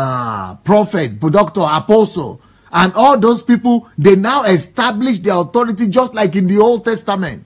A lot of people are using the Old Testament model. And the Old Testament model is that, it is man that is the man of God. One man that is representing God. But that was only because in the Old Testament, only 4 categories of people could have direct contact with God. Only 4 categories of people could have the Spirit of God in them. So those 4 categories of people, they represented God's authority. But today, there are no more categories. There are no more anybody that is superior to anybody. Prophets and kings and all that, they are no more superior today. We are not inferior to anyone. All of us that have the Spirit of God in us, we are all anointed the same way. We are all God's children, and the authority of God is on all of us. But even more important than that, all of us, prophets, apostle, pastor, bishop, doctor, all of us must be submissive to the authority of God Almighty. This is 2 Timothy 3:8. 2 Timothy 3:8. Check that out. 2 Timothy 3:8. So Paul was not saying, what was happening here is that some people were resisting the authority of Timothy and they were resisting the authority of Paul. So Paul said, it doesn't matter. Let them resist my authority. Let them do anything they want with me. But they must not resist the authority of truth. As long as they are not resisting the authority of truth, it's okay for me. In fact, there's a place in Timothy when Paul was saying, I know that they are preaching the gospel, or I think it's in Philippians. I know that they are preaching the gospel to hurt me, to my own damage, that I will be in prison and be longer in this prison. But as long as they are preaching Christ, it's okay. Let me suffer. But as long as they are not going against the authority of the word of God, as long as they are not against the truth, as long as they are preaching the truth, and even though they are doing it to hurt me, I would rather suffer that hurt. I would rather suffer that suffering. Let them hurt me. It doesn't matter. My authority is not what is supreme anymore. It is no more the authority of the pastor that is supreme. It is no more the authority of the man that is supreme. It is no more the authority of the bishop that is supreme. It is now the authority of truth. Read that passage again. 2 Timothy 3:8. In the Old Testament, people resisted. He gave the name of the people. They resisted the authority of man in the person of Moses. But today, it doesn't matter. Man is no more existing. No more. We don't have any authority to lord it over people anymore. So do these people also resist the truth? If they resist my authority, it doesn't count. If they resist Paul's authority, it doesn't count. But when they resist the authority of truth, that is what is the problem. So the parallel, in the Old Testament, it was authority of man. In the New Testament, in that same place now, is now being replaced by authority of truth. So don't elevate the authority of your pastor above anything. Don't elevate the authority of your pastor or your bishop above the authority of the Bible or of the Word of God or of the truth. Not just of the biblical truth. Oh, don't even elevate the authority of your pastor against the common sense truth. Because there are a lot of truth that are common sense, that are not written in the Bible. Do you know, if it is confirmed, if there are evidence to it, if it is research based, and you know that this thing makes common sense, you should not obey the things that your pastor is saying that doesn't make common sense, that doesn't make sense. So you should rather exalt. The truth must always be exalted above the opinion of any authority, no matter who he is. The